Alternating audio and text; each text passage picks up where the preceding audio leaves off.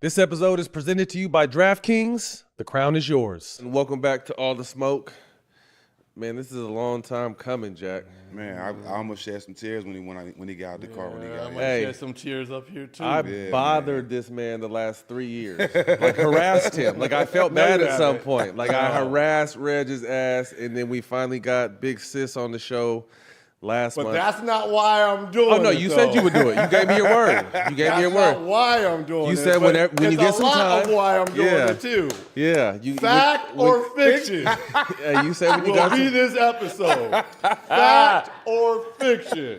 you said when you got some time, you would pull up, and, man, we appreciate it. We know we're right before the playoffs right now. You told us your playoff schedule. That's incredible. But it's good to see you, man. Welcome to the show, Reggie Miller. Appreciate you, man.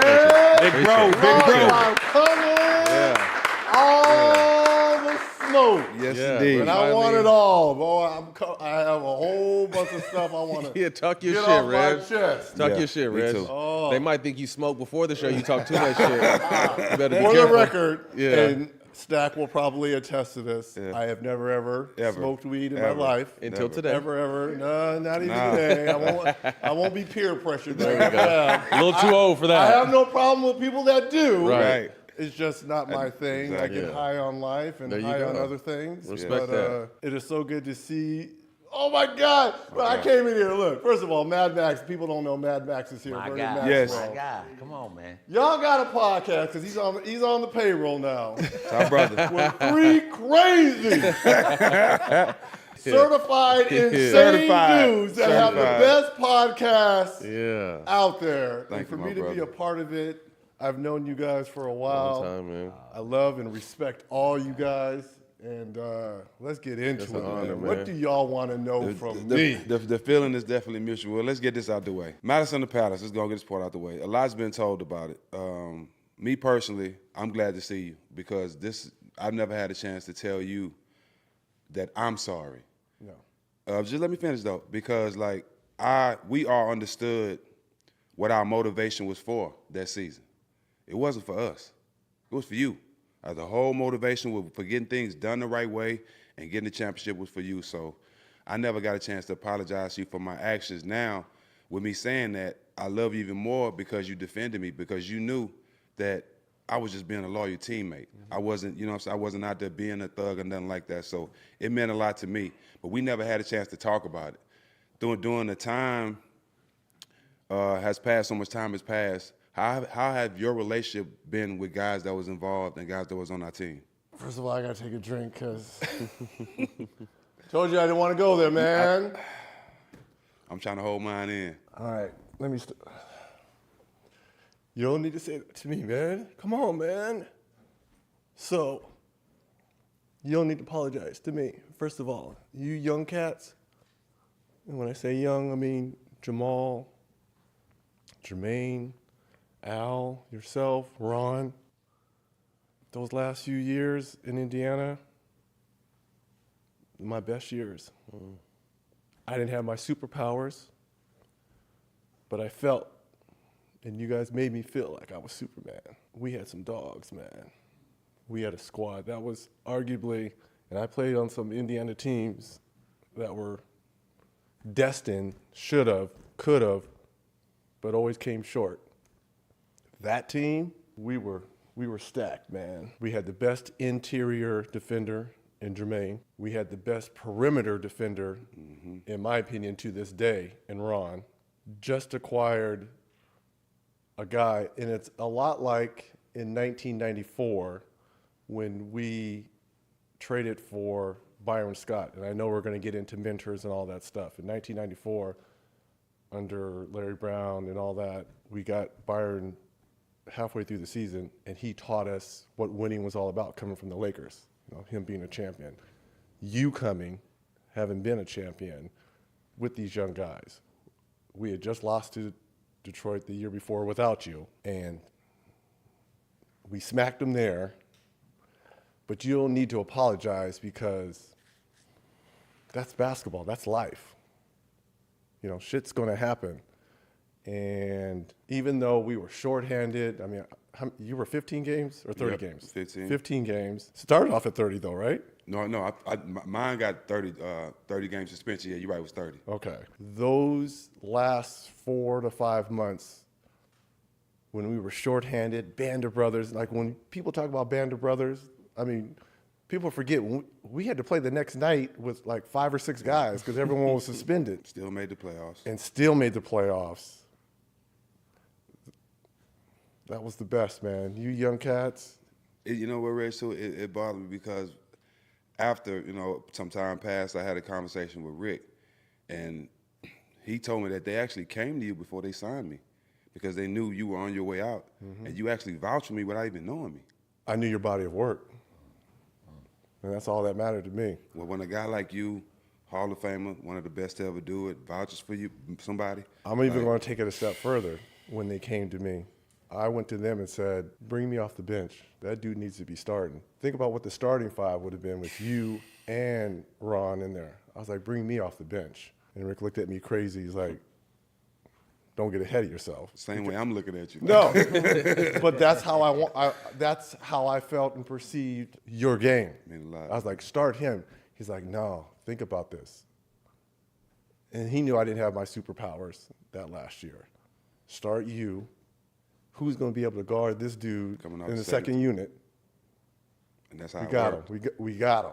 That's how it I worked. was like, okay, but I'm just letting y'all know, I'm cool with it if this dude is starting, and I'm backing him up. I'm all right with that. But those were, people don't understand that night was surreal because Detroit they were the defending champs. Yep. We were coming off.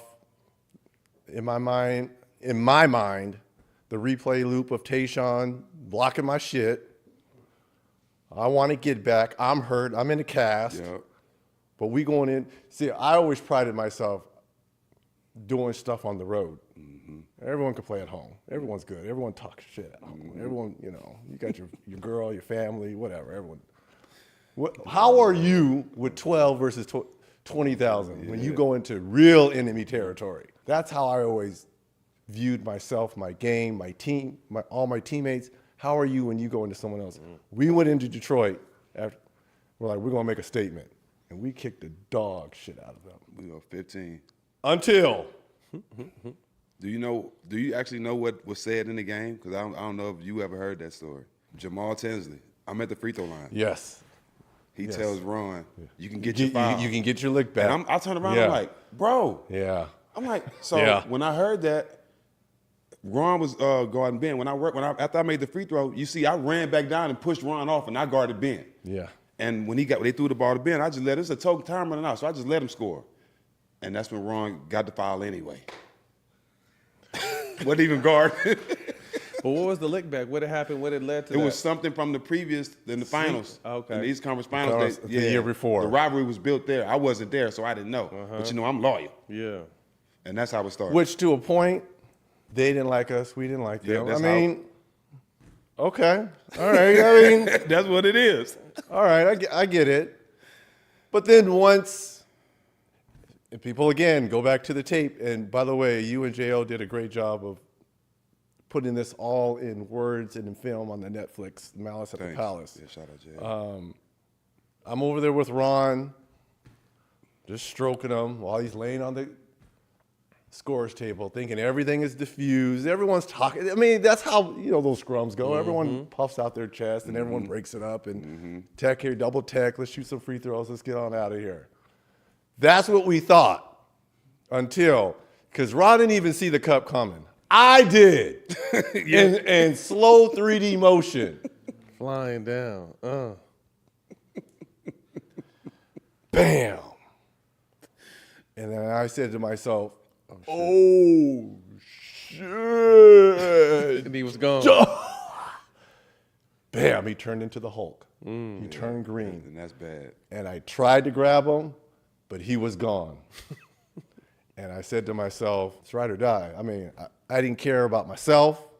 I had to get him back into safety somewhere on the floor. Yeah. And I didn't care about suspensions at that point. I don't even know when you jumped in. Did you go when he went? As soon as I saw him go, I hopped over. I'm gone. So I went right after him. And it was I mean, people think it lasted like, 20 minutes, 15 minutes. It was like a minute and a half, 2 minutes. It was quick. Yeah, it was quick. But there was a lot of damage done in that minute and a half. I don't know how. I think Chuck Person, somehow we got Ron back on the floor. Yeah. And it was even crazier on the floor with They was trying to mace you. The police tried to come up, has his mace out, and getting ready to spray Ron and I. I'm like, what is your problem? And he's like, we got to calm this situation down. I'm like, yes, you do. You see all those people that are coming down on the court? Yeah, go get them. Yeah. We got this. We're at center court. It was crazy. It was. Then trying to get into the tunnel and the beer and the popcorn and the spit. Man, it was bananas. And it's funny, when it went down, the fans are deplorable. This is unacceptable. How can this happen? Immediately. Mm-hmm. That's when we were in the locker room. It's all about the fans. By the time we landed in Indiana, I felt we were all headed to Rikers Island. Yeah. They flipped the whole narrative. Huh? Everybody getting arrested. We getting arrested. Stern called someone. Like, nah. It was us. We were the villains. And I mean, you started by saying calling yourself or someone called you a thug. I don't like that word. Mm-hmm.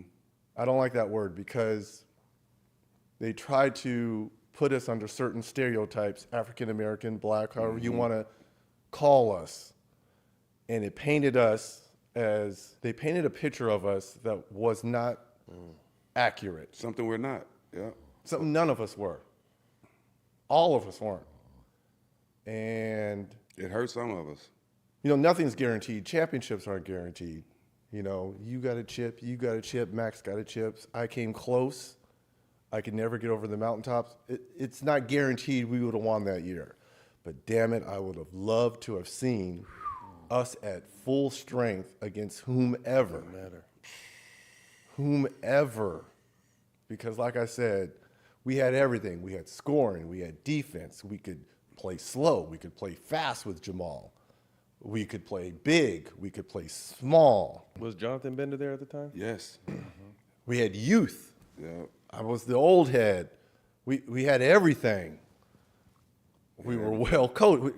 Carlisle, championship coach himself. But don't you ever apologize to me or to anyone else. That's life. That's basketball. Shit happens, man. Yeah. I was honored to be on that team. Again, y'all made me feel like Superman. You were to us. And I mean, just being around you cats every day in practice, it was a different. I came from Chris Mullen and Mark Jackson, Derek McKee. I mean, we were Sam Perkins. We were an old team that went to the not old, but veteran. Older team. Veteran. Older team. Mm-hmm. And then once we got to the finals and lost to the Lakers, Jermaine comes in, Al Harrington, we drafted Al. I mean, we went younger. Mm-hmm. Larry's gone, Larry Bird is gone, Isaiah's in, so it was a different vibe, and that's just how it was. And I said to myself, how can I get Jermaine and Al Harrington, Baby Al, Jonathan, how can I get these young guys thinking like veterans and turn the switch as quickly as possible? Mm. Because I knew I only had so many years left. And that's, I rode them hard. Mm-hmm. I talked shit to them a lot because I wanted to see the name of this show, All the Smoke. I wanted to see if they can handle it. Because if they can't handle it from me in practice, how in the hell are they going to handle going into the Garden, going into Philly with AI, playing Detroit, the new bat? I mean, how are y'all going to handle that if y'all can't handle me riding you every single day in practice? That's my job, is to ride y'all, get you to a place where nothing phases you. And they did. And, with the help of my David boys, because Al was with us with Dale and Antonio. Yeah. So he was around them a lot. Yeah. Mm-hmm. Same with Crow and Jeff Foster, Feisty. So they were around. They understood. When we walk with our chest out. We talk shit. We don't ever take a step back, man. Mm-hmm. Don't take a step back. If anything, take 2 steps forward. That's why when me going in the stands, you go in the stands, we're taking step forwards, man. I ain't taking a step back. At all. Okay, you can fire me, you can suspend me, you can talk shit about me all you want, but I'm gonna do what's right. Yep. That's my teammate that's going out there who just got assaulted with a cup full of beer. You don't know what was in that. And he's going to go handle his business. I have to go. I have to go. Because if you don't go, later on in the locker room, and you know how locker rooms are, you don't want to be called out. Man, you can be called out. Man, you know. Damn, Reg. Come on, man. And then here's what's going to happen. Footage going to come out. Film session. We're going to be like this. Coaches, y'all go. Y'all can go. We're good. And slow-mo. Yep. Like, what you doing? Where are you? Hold on a second. Where are you? That's how we Hold do on, it. I'll rewind it. So what did you say? You said you were where? Yep. Holding each other accountable. That's why I wanted to get the young guys. We had to hold each other accountable, and it started with the young guys. I got to hold them accountable because they'll understand later on. You know, you had already won a chip because I'm sure Timmy, Steve Smith, they all held you accountable. Kevin You got to Willis. hold the young guys accountable because they're coming in young, loose, a lot of talent, but they don't know. don't know how to be a professional. They don't know how to be a professional, being on time. That was, for me, the best thing in my career that happened being drafted by Indiana was I came in with a lot of old dudes. Herb Williams, Vern Fleming, Clint Richardson, Steve Stepanovich, and my biggest mentor of all time there, John Long. I don't know if he was the two guard, and he had played 18 years himself, mainly with Isaiah and them in Detroit. And he knew he was just a placeholder until I took over. I never started a game my rookie year. I played anywhere from 15 to 20 minutes, sometimes more, sometimes less.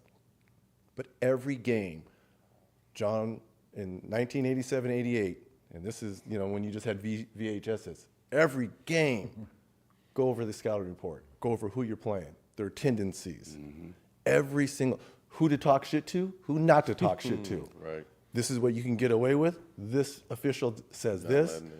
Every game, he was 38 at the time, I'm 21. And I hung on every word. This, you want to stay in this? This is what you have to do. Film work, prep is key. And that's how I was molded. That's how I was taught. You come early, you stay late. When practice is over, practice is not over. Right. Not if you're young. Practice is not over. Practice is almost starting. You have a 2-hour practice, and back then they were 2.5, 3 hours because there was no regulation like there is now. When you're done with the 3-hour practice, you have another 45 minutes, hour of shooting that you got to do. And then wait sometimes too. What up, y'all? This is Matt Your boy Stack. from the All the Smoke podcast. Big news. We're teaming up with the ultimate sneaker plug, StockX. You see it. It's on our feed. Let me put you on to something real quick. If you're serious about sneakers and style, you need to be on StockX. For the rash kicks to the latest releases, StockX gives you access to everything you need to level up your game. No more missing out, just straight up access to what's next. Head to StockX.com or download the StockX app to level up your collection. It's the game changer. StockX. Now you know.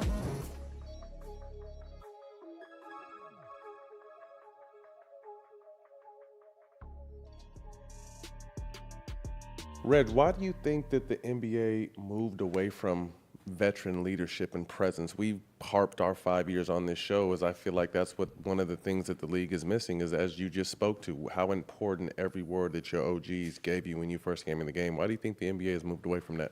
Well, number one, I think the physicality in the game has moved away, whereas the veteran, that's what veterans, because they've seen and done just about everything. And I think, let's face it, the league has gotten younger. You know, when guys started to come out of high school and they stopped that, then you had to go to college for 1 year. So now you're 19 or 20 coming in. So the league got younger, and I just don't think there was a point of it. Like, for me, looking at the Heat and them winning them championships, to have Udonis Haslem on that team, who may have played 100 career minutes out of those 18 years. Right. But Pat Riley said, nope, you sit your ass on that bench and you make sure that locker room is tight. Yep. And if anyone takes out D-Wade, anyone takes out LeBron, Yeah. You need that. You need that for championships. I'm sorry. Every team had one. Every team had them. And the physicality in our game is gone because you go to the replay now. So you can't get away with a check, an elbow, because now guys are flopping, and if you stay on the floor long enough, they have to replay. They have to go look at the replay, right? That's Before fact. you used to be able to chuck, hold, hit. It was a must. Max, the biggest thing, and the plays are different. What is this called? Cross five, Yeah, right? cross five. So I had to go cross instead of screen on Shaq, Yep. on Patrick Ewing, on Elijah one. Cross five. Cross five. I'm 180 going, and you had to sacrifice, again, because if you don't, in the locker room, you can't set a screen, you can't get me free. Yeah. So you had to sacrifice your body. Absolutely. And then if you didn't meet guys like Shaq at the free throw line or down the 3-point line, you buried in the paint. You can't do nothing with that. Nothing you can do. You had to meet them up there. Nothing you can do. And you had to take your licks. You had to take your punishment. You had to. You can't be a punk, man. That's right. That's just how the game You works. just, it's different. I respect some of the aspects of the game now. But it's funny because starting Saturday, the officials are going to call it a different way now. So for 5 months, it was freedom of movement. You could shoot all the threes you want. So starting Saturday, all those fouls that Shea thinks he was getting, all that's going to stop because they're going to championships win on defense. Right. So it's going to be much more physical. We saw that in that playing game with Memphis and Golden State. You saw how physical that was? Yeah. They let a lot go. That's how it is because they let the players decide. I mean, there's a lot riding on this. Right. During the regular season, they want fans to come in. They want 130s and 40s and threes. Scoring. And, oh, my God, this is so great. But come playoff time, watch how the points start to go down. Yeah. And officials are told, swallow that. Suck on that lozenge a little bit. There you go. Suck on it a little bit. Hey. We'll get back to playing, but transitioning into sports media while you were playing, what was your thought process, and when did that come into fruition? That was something you wanted to try? Well, what was cool that Cheryl was a part of it. Cheryl was working with first ABC, and then she transitioned over to TNT, so she was covering a lot of our games. So having to see how she prepped and being a part of that, I knew it was going to be an easy transition. And I got my feet wet, which was great, is when the WNBA started. And people forget the inaugural season, there was 3 networks, I believe. It was ABC, maybe NBC, and Lifetime. And Cheryl and I were part of Lifetime Television in the inaugural WNBA year. Michelle DeFoyo was our play-by-play.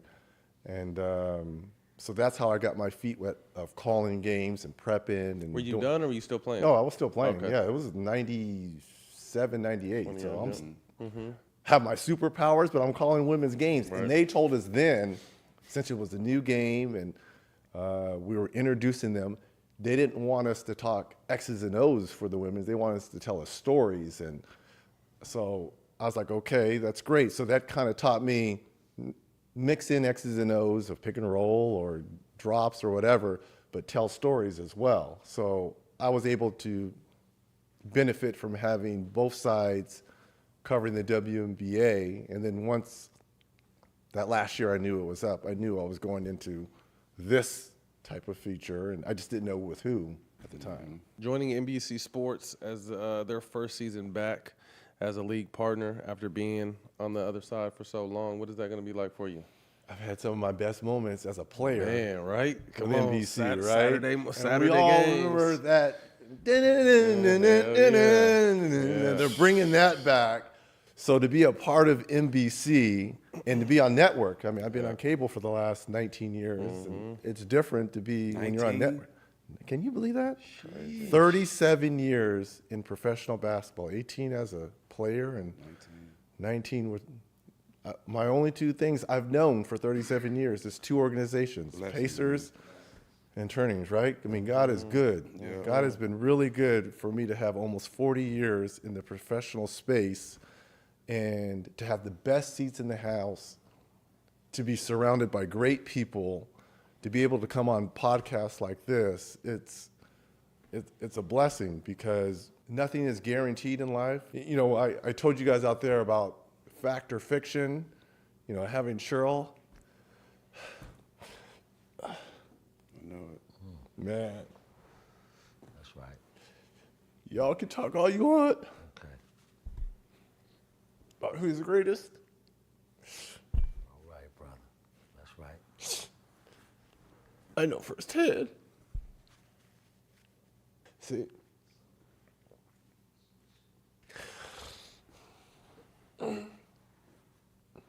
not many people can say they grew up in a household with the greatest of anything, right? I can tell people, I grew up in the house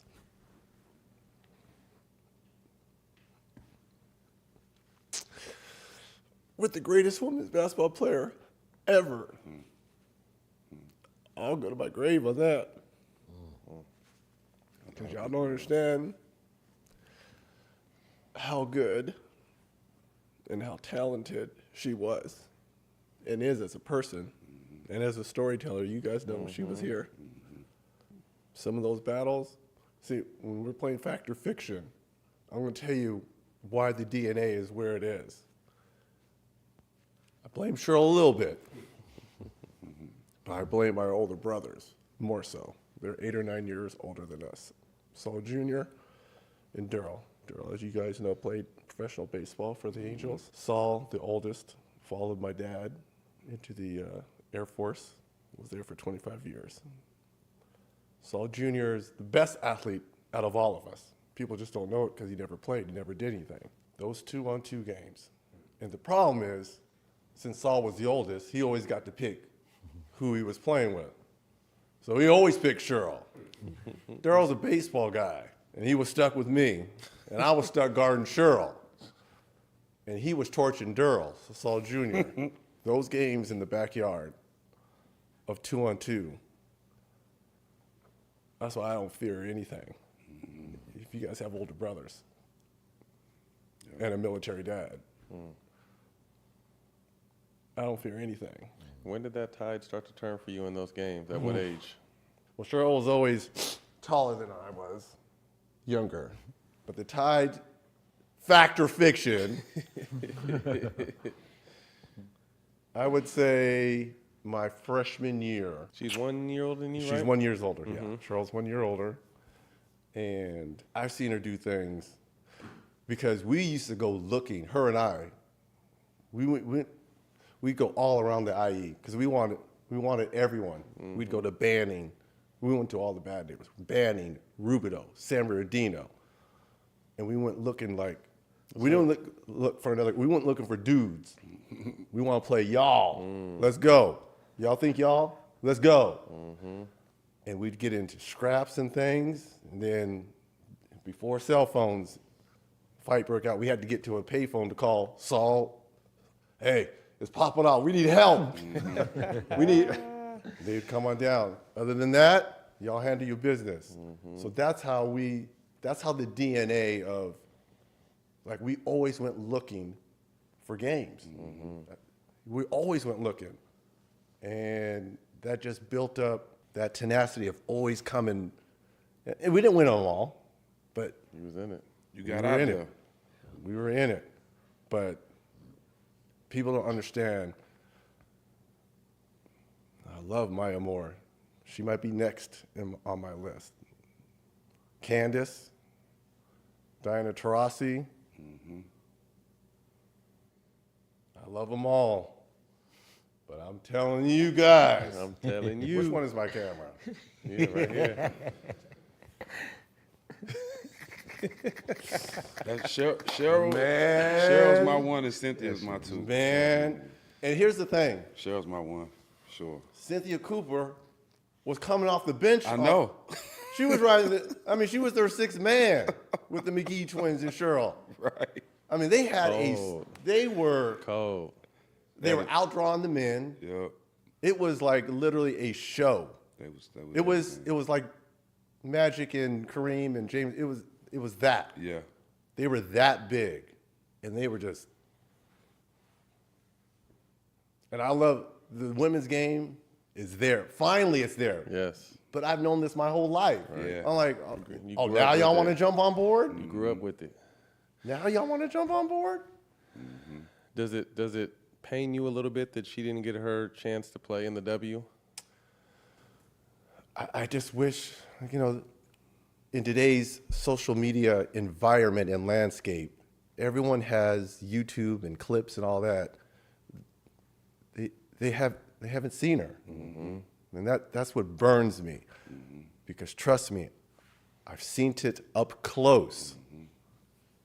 Personally, against me, You seen jumpers in your face. and it just wasn't me, by the way, in Riverside. It just wasn't me. I wasn't the only guy. I've seen it, and she would put on absolute clinics, and barely breaking a sweat. It was like easy for her. And there was only one woman. She raised an eyebrow. That was like, oh. And I asked her about this. Lynette Woodard. I don't know if you guys know who. I heard the name for sure.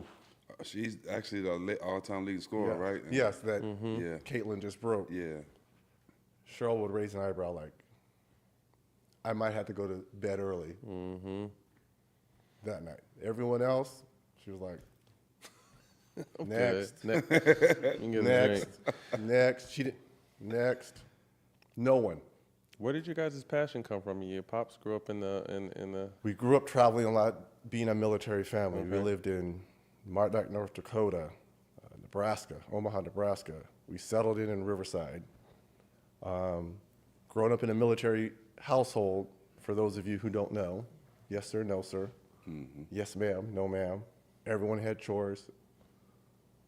Everyone had something to do. Respect, being on time, honor.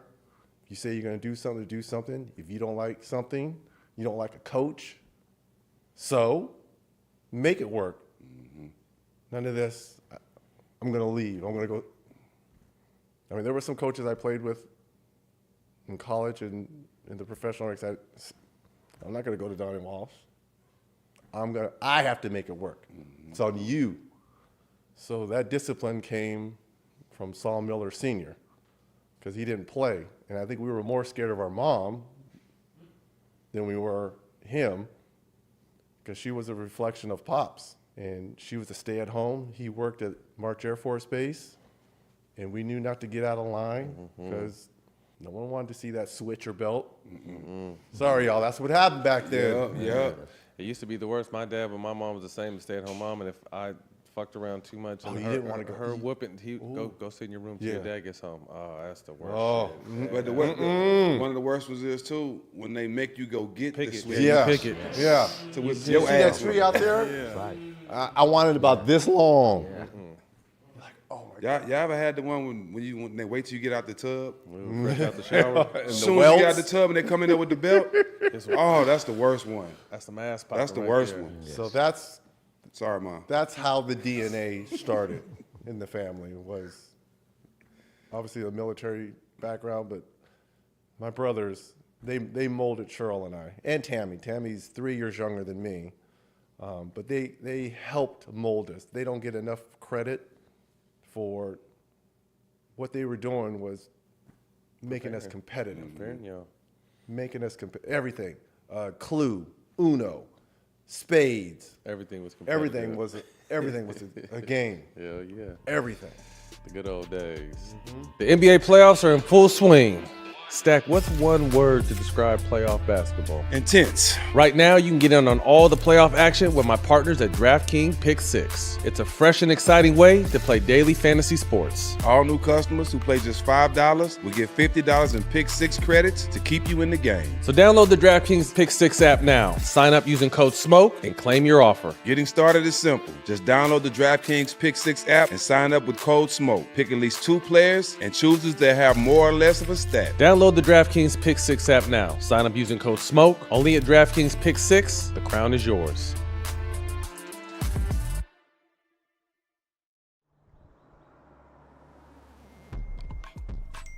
Jesus. God damn, bro. You okay over there? Man, this is crazy, man. These girls won't stop hitting my phone, bro. I thought you just said you was dry a couple weeks ago. Well, man, I've been using these Rose Sparks, man, and I guess the word is out on me, man. Is it? Yeah, man. Because last thing I heard, you had a bad case. That's why you had to shave Nah, your man, facial hair. Nah, no more flatlining, baby boy. You're back. I'm back, man. Man, I might need to try these. Like, what's the process with them? You put one of the lozenges under your tongue, man, and on average, it's 15 minutes, man, and you ready to go. And let me tell you, bro, it works, bro. Looks like you're confident. Everything is going good with you. Absolutely, bro. And the ladies are super satisfied. Are they? Man. Come on, man. You're You know back, what I'm huh? saying? Come You on, ain't man. been back. You ain't really been back since like 98, 99. Oh though. man, come on, don't do me like that, man. I'm back. I'm current right now. Yeah, baby. up it's there. all about getting back in the game. You feeling good? Absolutely, man. I had the flat tires, man, and now I'm burning rubber. Yeah. Are you using rubber though? Good Lord. Well, at my age, man, you're not supposed to, but I'm still doing it, baby boy. Let me tell you, it's part of my budget now. Well, congratulations, man. I'm glad you're back in the game. I appreciate it. I really do. No doubt. If prescribed, new sexual health patients get $15 off Sparks for your first order on a recurring plan. Connect with your provider at ro.co/smoke to find out if prescriptions of Rose Sparks is right for you. That's ro.co/smoke for $15 off your first order. Any truth that your form came from trying to shoot over Cheryl? Yep. Talk to us about that. Fact. That's that. Okay, that's a Fact. Because, again, she was 3 to 4 inches taller than I was, trying to get over her. Mm-hmm. Boom. Boom. Blocking it. How in the hell am I going to? So I would step back further. Boom. So then I was able to get a high arc. And for some reason, the only way, because I wasn't strong enough, is I crossed my hands. And it just, Jack knows the click. Mm-hmm. And that's how that started. And I started moving further back. And then, like I said, it just in ninth grade, when we were almost the same height, that's when it took off. First step came, my shooting was down, but that's fact, yes. Her blocking my stuff. You just said something. Why is this generation making it seem like the step back shot is just coming? I know. You've been doing it forever. And I got it a lot from Kiki Vandeweghe, Okay. from UCLA, from our one-on-one battles. He was like, this is an unstoppable move. And if you can do it left and right, you'll play a long time. Yeah. So that's where I really honed it in. But I've been doing it. Now, a lot of the guys today, I don't know what's a traveler or what's not. Take 4 steps. The James Harden and That's 4 steps. wow. I was like, man, if I could have done that versus Mike, shit, I might be the GOAT. If I could have done that against Mike, 4 steps. 4 steps, shit, I needed all 2.5 against him. If I can get 4. Talk to us about your childhood, and you had a hip deformity, and you were in metal leg braces as a kid. What age range was that for you? From 2 to about 6. Forrest Gump. Yeah, that's exactly what it was. Both Reggie my legs Gump. were like this, out, and I had to wear them to bring them back in. Mm-hmm. This one ended up being normal. This one, if you see me without pants on, my knee still kind of goes this way, even though so my feet are straight now. This knee goes this way, like this one's lined up, this one's kind of this way. And that was the most frustrating thing, is being inside with my mom in the kitchen, window, watching Cheryl, Saul, Durrell, and Tammy to a degree, but those 3, playing knockout around the world, corkball. Couldn't do none of it. I'm just in there with mom, and she said, your time will come. Your time will come. I'm like, but when? And they didn't even think I was going to be able to run even when I got them off, I'm like, forget that. I'm going to Wilma Rudolph. She wore braces too, and look what happened to her. So I had to get out there with them. I mean, it's something to be said about having big families, you know? Yeah. You want to be a part. You don't want to be left out. Don't want to be last. Don't You want don't to want be to left be out. No. I had to be out there with them. But just that support system of knowing what to say to you to keep your confidence. You know what I'm saying? Going through that. As a kid, you don't know, where you're going to be able to ever run right. Or, Right. You know what I'm saying? So to have that support system to keep that confidence in you, like Right. a lot of people, that's a blessing to have. Right. And it's funny because if you watch me run, I mean, I run like this. It's always out. I mean, you can kind of see how it's just always out. So I run weird, but it's effective because, I never had any knee issues, no ACLs. Still cycling. Cycling has helped, it was frustrating, but I think it was a blessing in disguise because it made me even more hungrier to do, because my first love was baseball. Okay. That was basketball I picked up secondary. I wanted to be the next Rod Carew. I wanted to be like Durrell. I wanted to play baseball. Baseball was that was going to be my in. And I was everything in Little League, pitch, hit, I could do everything. Got better in pony. And then once high school came, I was like, okay, I'm going to settle in. I'm going to be center field. I can control the outfield. And I was a great pitcher in Little League. And the high school coach said, you're going to pitch. I'm like, the mound is different. In Little League, the mound is here to here. Of course I'm throwing fast. Once you get to high school, the mound is moved back. I'm like, I'm not going to pitch. She's like, oh, you're going to pitch. I'm like, no, I'm not going to pitch. I'm going to play center field. If you want me to play. It's like, no, you're going to pitch. I'm like, that's when I started concentrating on basketball and track. I mean, and I so wanted to be a two-sport. I still wanted to do that, but I stuck with basketball and a little bit of track, and that was it. I think it worked out all right. It worked all All right. right, just all right. But I wish I could have played baseball at UCLA if that would have happened, because I think I would have been decent.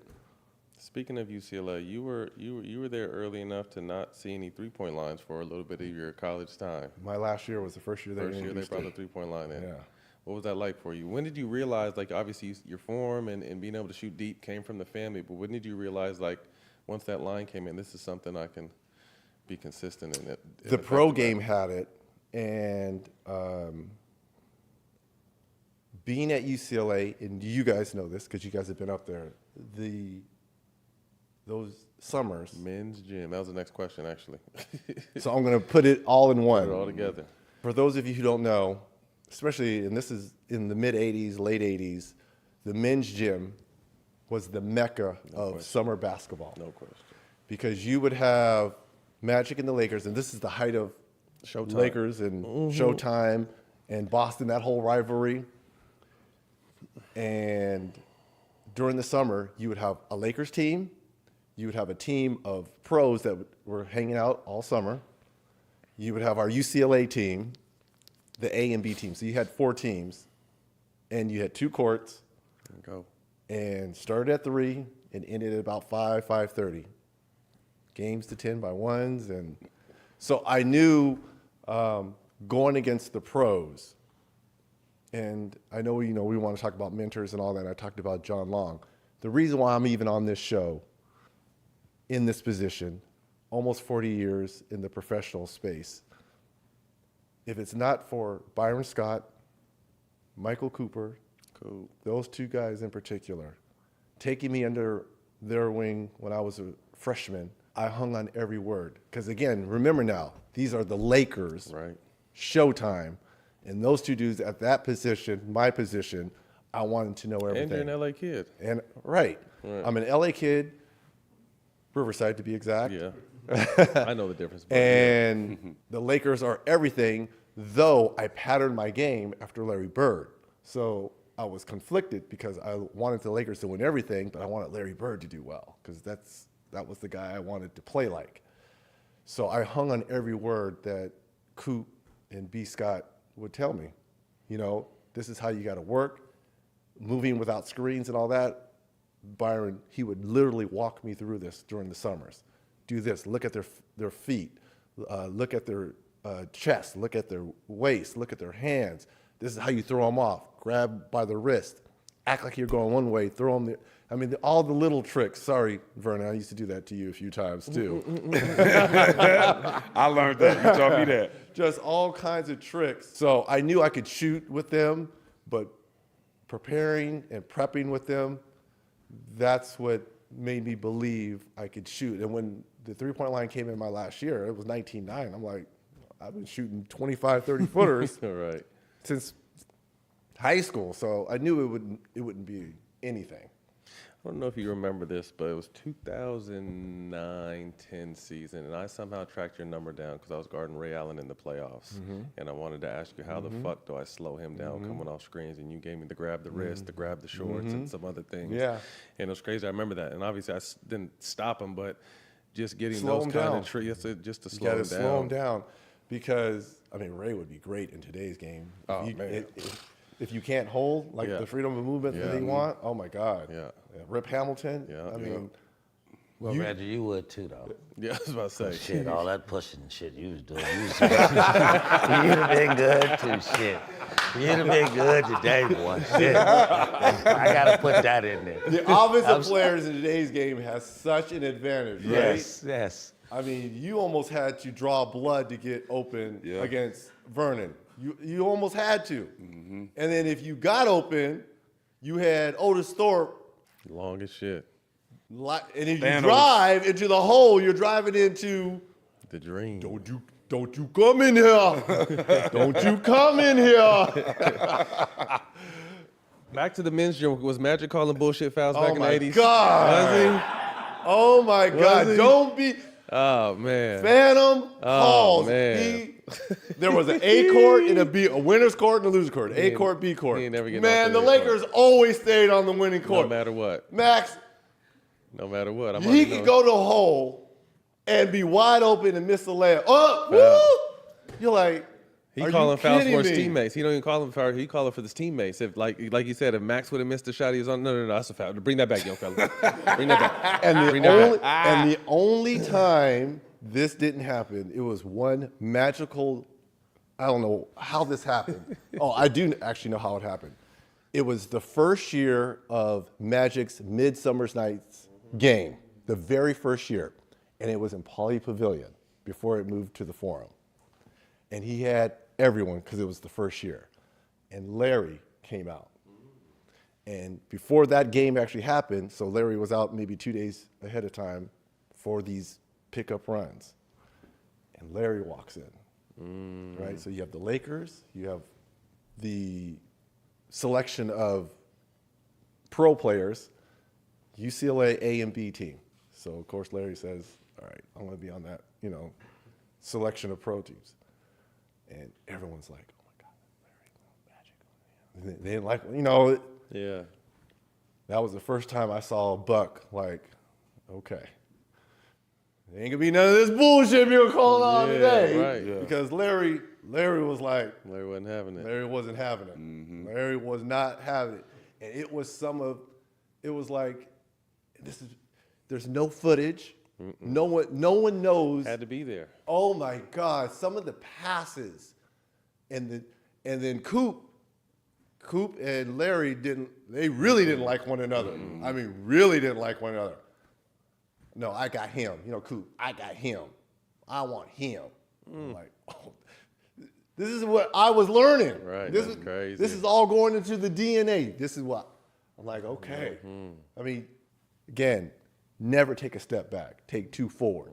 Don't ever take a step back. No, I want him. I don't care if it's summer league. I want him. I'm like, oh man, this is good. So UCLA, we're over there like, oh my God, you see that? This is unbelievable. You're talking all this shit. This shit is for real. This is how we grew. Right. So as a 18, 19-year-old kid, you're like, okay. And that was it for my 4 years at UCLA. Every summer was like that. Oh, how are you really want to get to the next level? Okay, well, meet us on Drake Stadium. Run the stairs. At 7:30. Run them stairs. We're gonna run them stairs.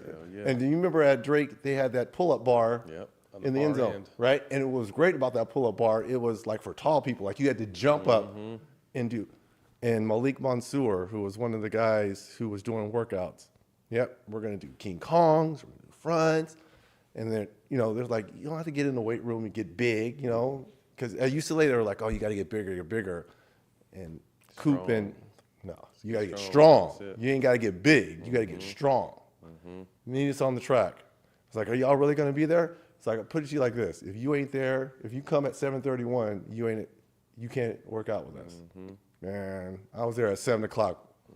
Sure enough, 7:25, those dudes roll up. These are champions. Right. Man, what? To be exposed to that? Yeah, different. Yeah, we got a taste of that too. I mean, to me, I credit that getting us over the hump. I mean, we had so much talent, but those summer runs, like you said, from the time I'm 17, just turning 18, playing with Kobe and Shaq and Wall, man. all these guys, it's like every single day in your face. Every day, religiously, playing with the best. It made you rethink your life plan a couple days. Some of the rough days make you think like, damn, am I gonna be able to do this? Rest in peace to the great Lute Olson. You and Lute had some battles. Damn Lute. Damn Arizona Wildcats. Damn Steve Kerr. Yeah. Damn Craig McMillan. Was Bushler there then too, or no? Yeah, Bush. Yeah. Sean Elliott. Yeah. Oh, ratchet place. It's ratchet. Here's the problem, not the problem, and why Lute Olson and I, before he took Arizona, I believe he was the head coach at Iowa, and he was recruiting me, and I wasn't going to go to Iowa. And then when he got the job at Arizona, I thought about it, I considered it, but being a hometown kid, everyone wanted to play for the Bruins. Everyone wanted to be a UCLA Bruins, KTLA, Channel 5. You knew where your games were. Everyone wanted to be part of the Wooden system. So I went there. He went to Arizona and turned it into a powerhouse. I'll give him all the credit. But man, Hatfields and McCoys. Of course, UCLA USC is yes, but our next was Arizona. We hated them. They hated us. They hated me in particular because I just loved going in there and Busting their ass. But, you know, a few times I crossed the line, but. Who's counting? I mean, it's college. There's no footage, I don't think, so. Right. Never happened. Never happened. When did shit talking become a weapon for you? I think it goes back to Cheryl blocking my shit in the rose bushes and Saul and Durrell. I mean, that's all we. But there's an art to it, and there's a way to it, because you don't want to make it too. I mean, you're not out there talking about people's mamas and families. Exactly. You know, you ain't doing that. It ain't personal. You got to do a little homework too, Yeah. to know a person's DNA and personality and what triggers them. Yeah. Like people, and I want people to understand this. I love me some John Starks. A lot like that dude over there will run through a wall and will do whatever it takes to win. I love dudes like that.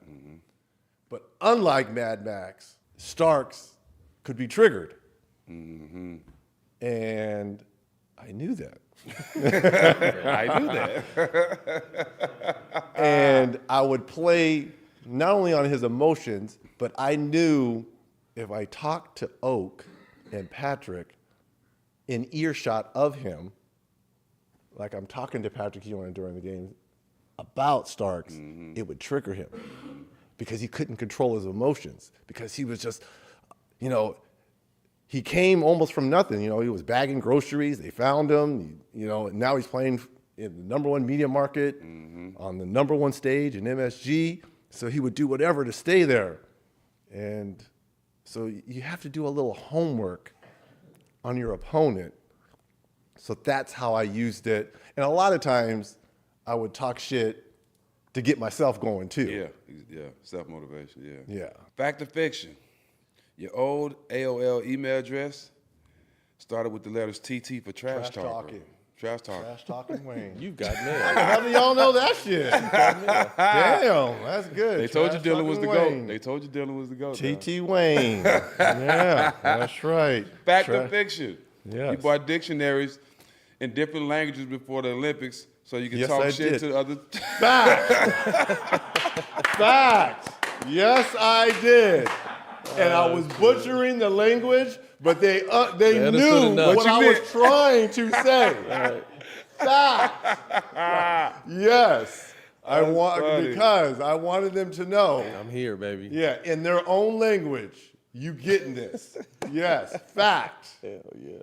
Is it true that you lost the bet to Spike Lee, you had to visit Mike Tyson in jail? Very fact. And Can I you lived. tell us that story? So that first year in '94, that series that went in epic 7 games, the whole choking 25-point quarter, that whole episode series, we made a bet.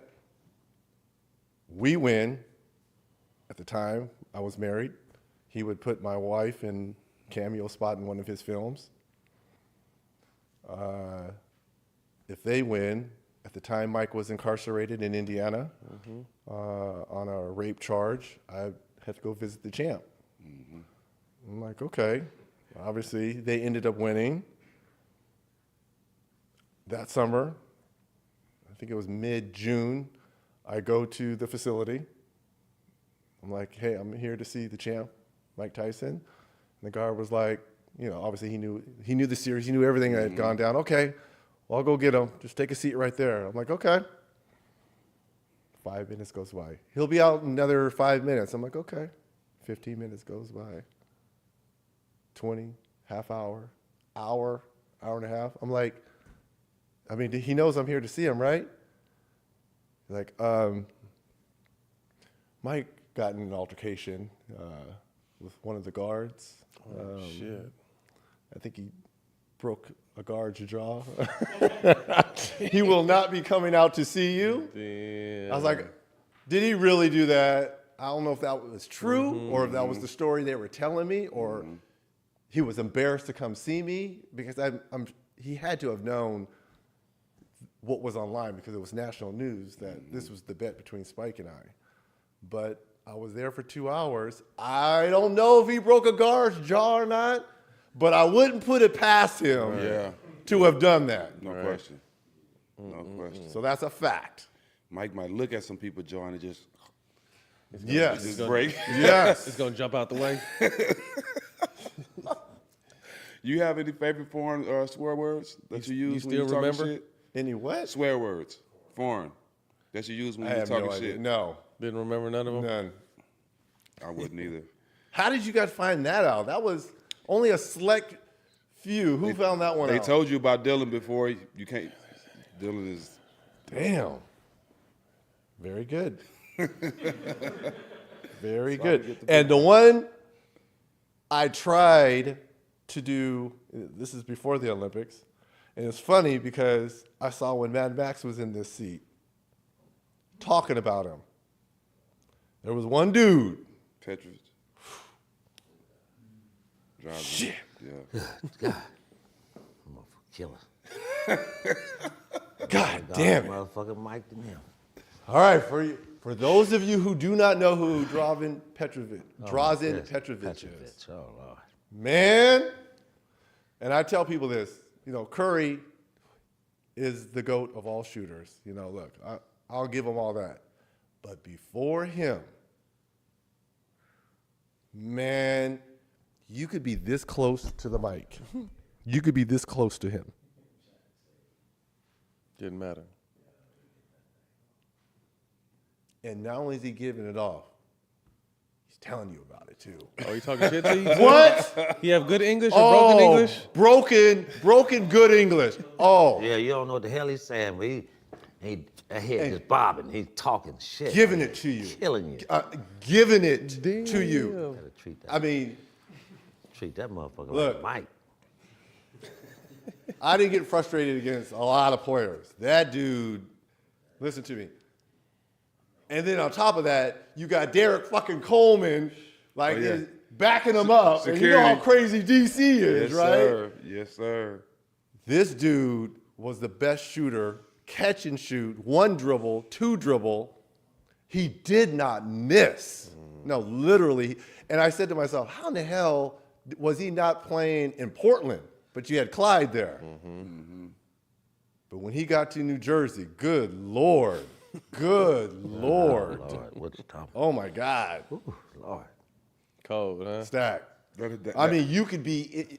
It didn't matter. Yeah. Single, double, motion. And God rest his soul.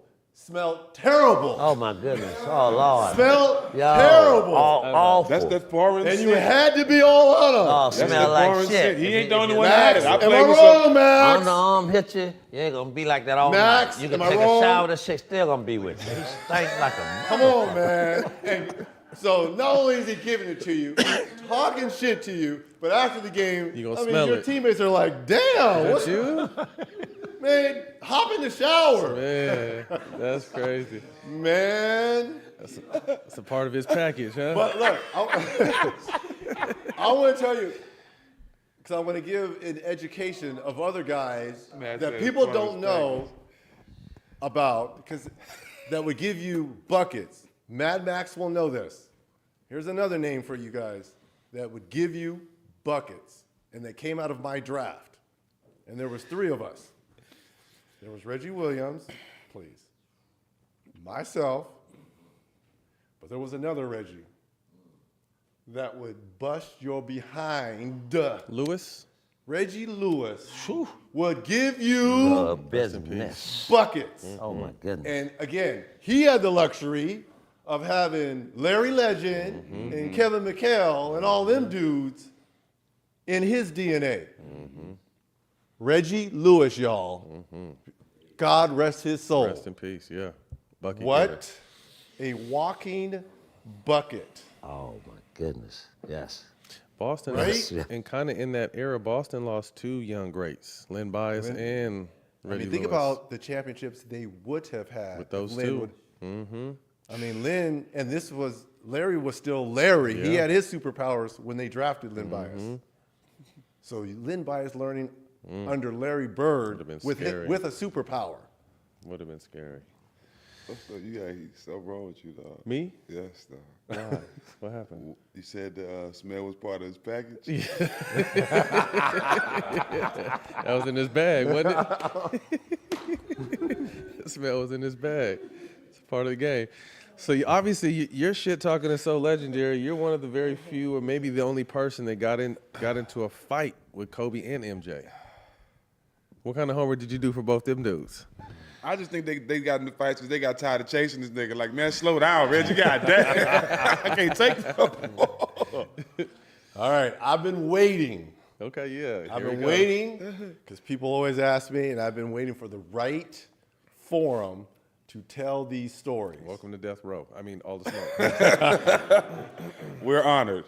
We will start with the MJ fight. Shall we watch them? We shall. Little trip down memory But lane. you got to go back. Got to go back to when they have the ball. Oh shit. So here go we back. Go back. Hold on, he got to pull the whole clip up. Pull the whole clip up. There we go. Yeah. So this is it. Look, watch this. 1, Yep. 2. Yeah. I'm like, That's a okay. mean one. I tried to get him there, and he got out the way. So I was like, all right, tip in. Got you now, I'm bitch. going straight to him. Let him know. Okay. I had to hurry up and turn around because I didn't want him to come and like chokehold He me. tried to rake you. So I'm like, okay. We both get into we get into this. He scrapes my eye like I you was can't gonna say, see. Like he No, was I saw scratching him you. Like rake he you. was trying to scratch you. I saw him rake you like that. Right? So all this goes down. This is in MSA, by the way. We're at home. We are at home in Market Square Arena playing Michael Jordan and Chicago Bulls. So this shit goes down. Ronnie Nunn. Man. No good, motherfucker. No good. Ronnie Nunn comes in, breaks it all up. They huddle up. I'm thinking, okay. So back in the day, a lot of it, look at this. Scratch the crap out of me. 15-yard face Look at mask. this. Yeah.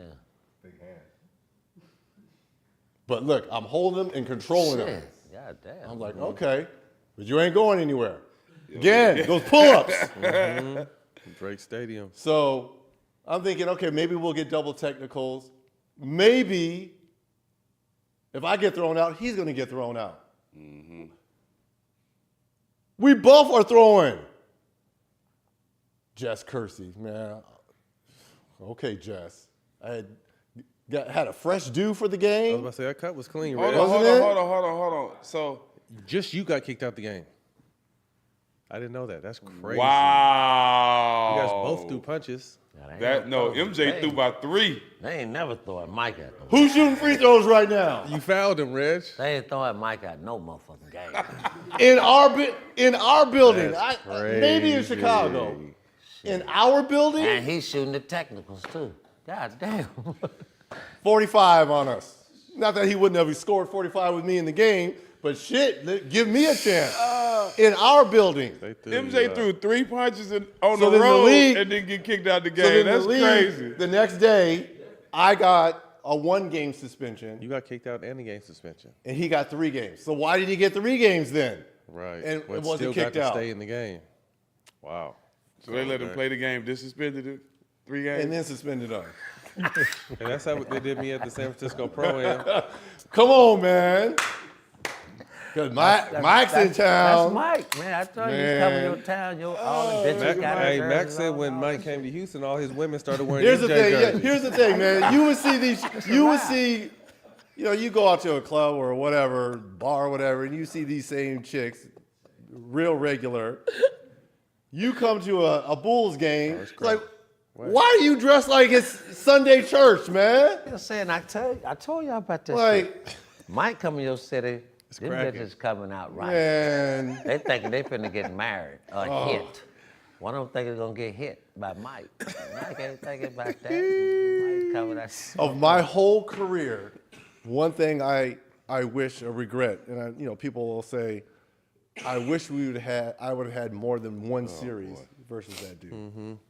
I'm not saying I would have won. We would have won. Probably not.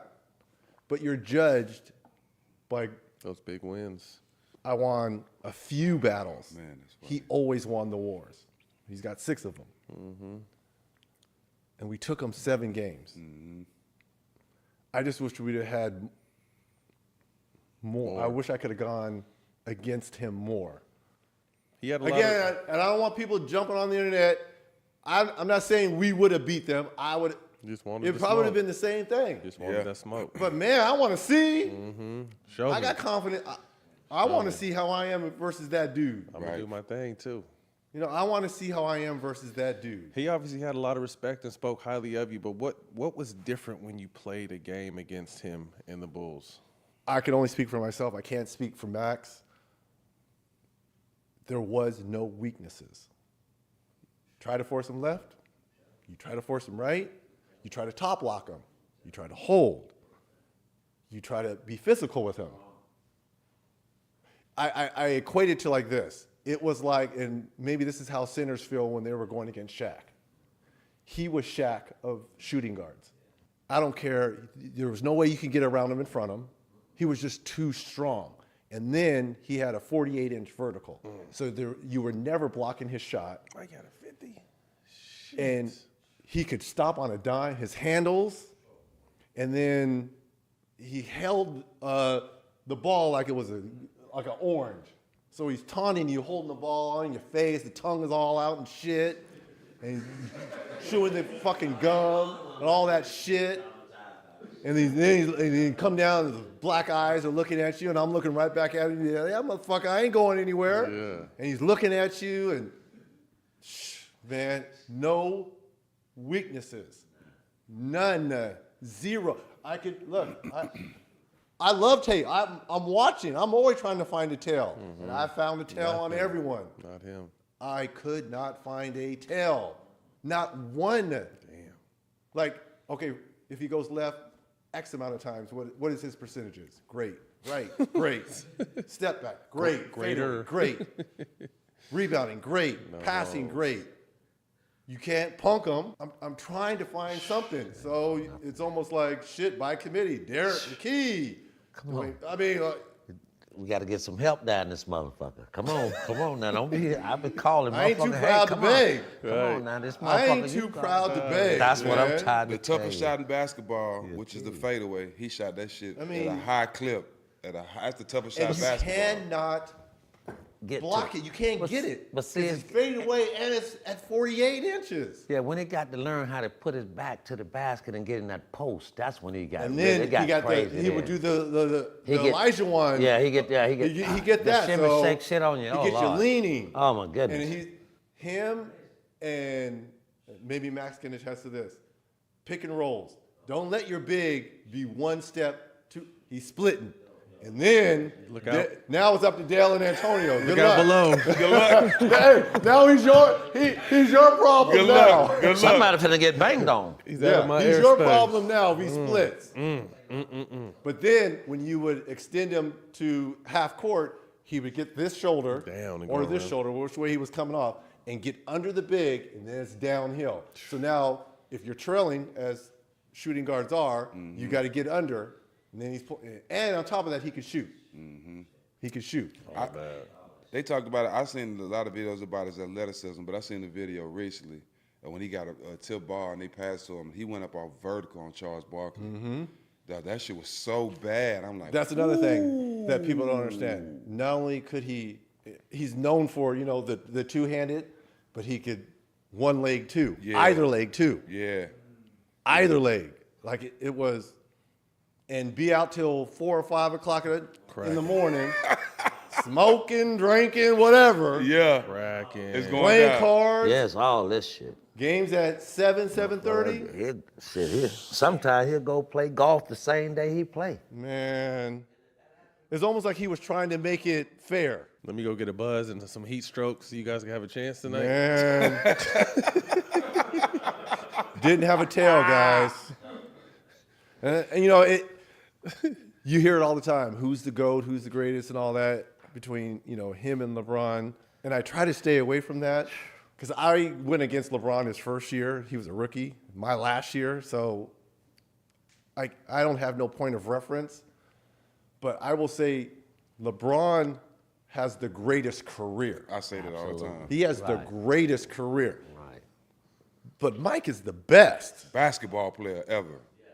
But LeBron has the greatest career. And I think why a lot of old heads want to dog out LeBron is because they were never as good as he is this late in their career. Right. And they want to get on him for that. Yeah. LeBron, at 22 years in, at 40, whatever he is, and is about ready to be first or second team All-NBA. 25, 8, and 8. As old guys, they were never call them all out. Some of them wasn't this good in their prime.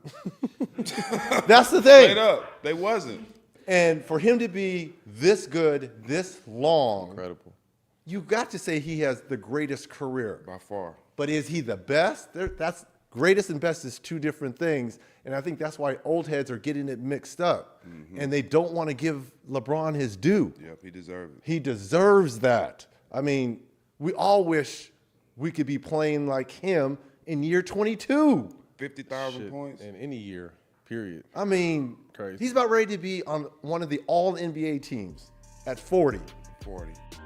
Bro, it's been a long day of work, man. I'm ready to get baked. You ain't never lied. No. I mean toasted, Yes, sir. gooey, melted. It's gonna be nice. Wait a minute, bro. What are you talking about? I'm talking about Jimmy John's, bro. After years of perfecting the cold sandwich, Jimmy John's is turning up the heat on their sandwich game. Jimmy John's toasted sandwiches are finally here. Try one of their 3 new toasted sandwiches with like my favorite, the chicken bacon ranch, roast beef and cheddar, or the ultimate Italian. Or why not try one of your Jimmy John's favorites, toasted? Each sandwich is the perfect combination of crunchy and melty. They're here and they're hot. Order online at jimmyjohns.com, the Jimmy John's app, or stop by your local Jimmy John's for a perfectly toasted sandwich. Satisfy your toast buds. This episode is brought to you by Boost Mobile. Boost Mobile is now a legit nationwide 5G network. I know we stay joking, but let me take a second to put on my serious voice. Because this isn't a joking matter. Me personally, I would never joke about a 5G network that has invested billions in building 5G towers across the country. Me neither. Not even once. Me neither. Feel me? Boost Mobile is now a legit nationwide 5G network and also provides coverage across 99% of America. Seriously. Visit boostmobile.com or your nearest Boost Mobile store for more information. The Boost Mobile network together with our roaming partners covers 99% of the U.S. population. 5G speeds not available in all areas. From the master to the disciple, Kobe. I've been waiting on this. I've been waiting on this story. They had just won the championship the year before. It's almost kind of like the Detroit, Indiana thing. So we're in Staples, and they're about ready to win the game. This is 99 The or year, 2000? the year after they won, so that's 01, 02, I believe, okay. right? You got it queued?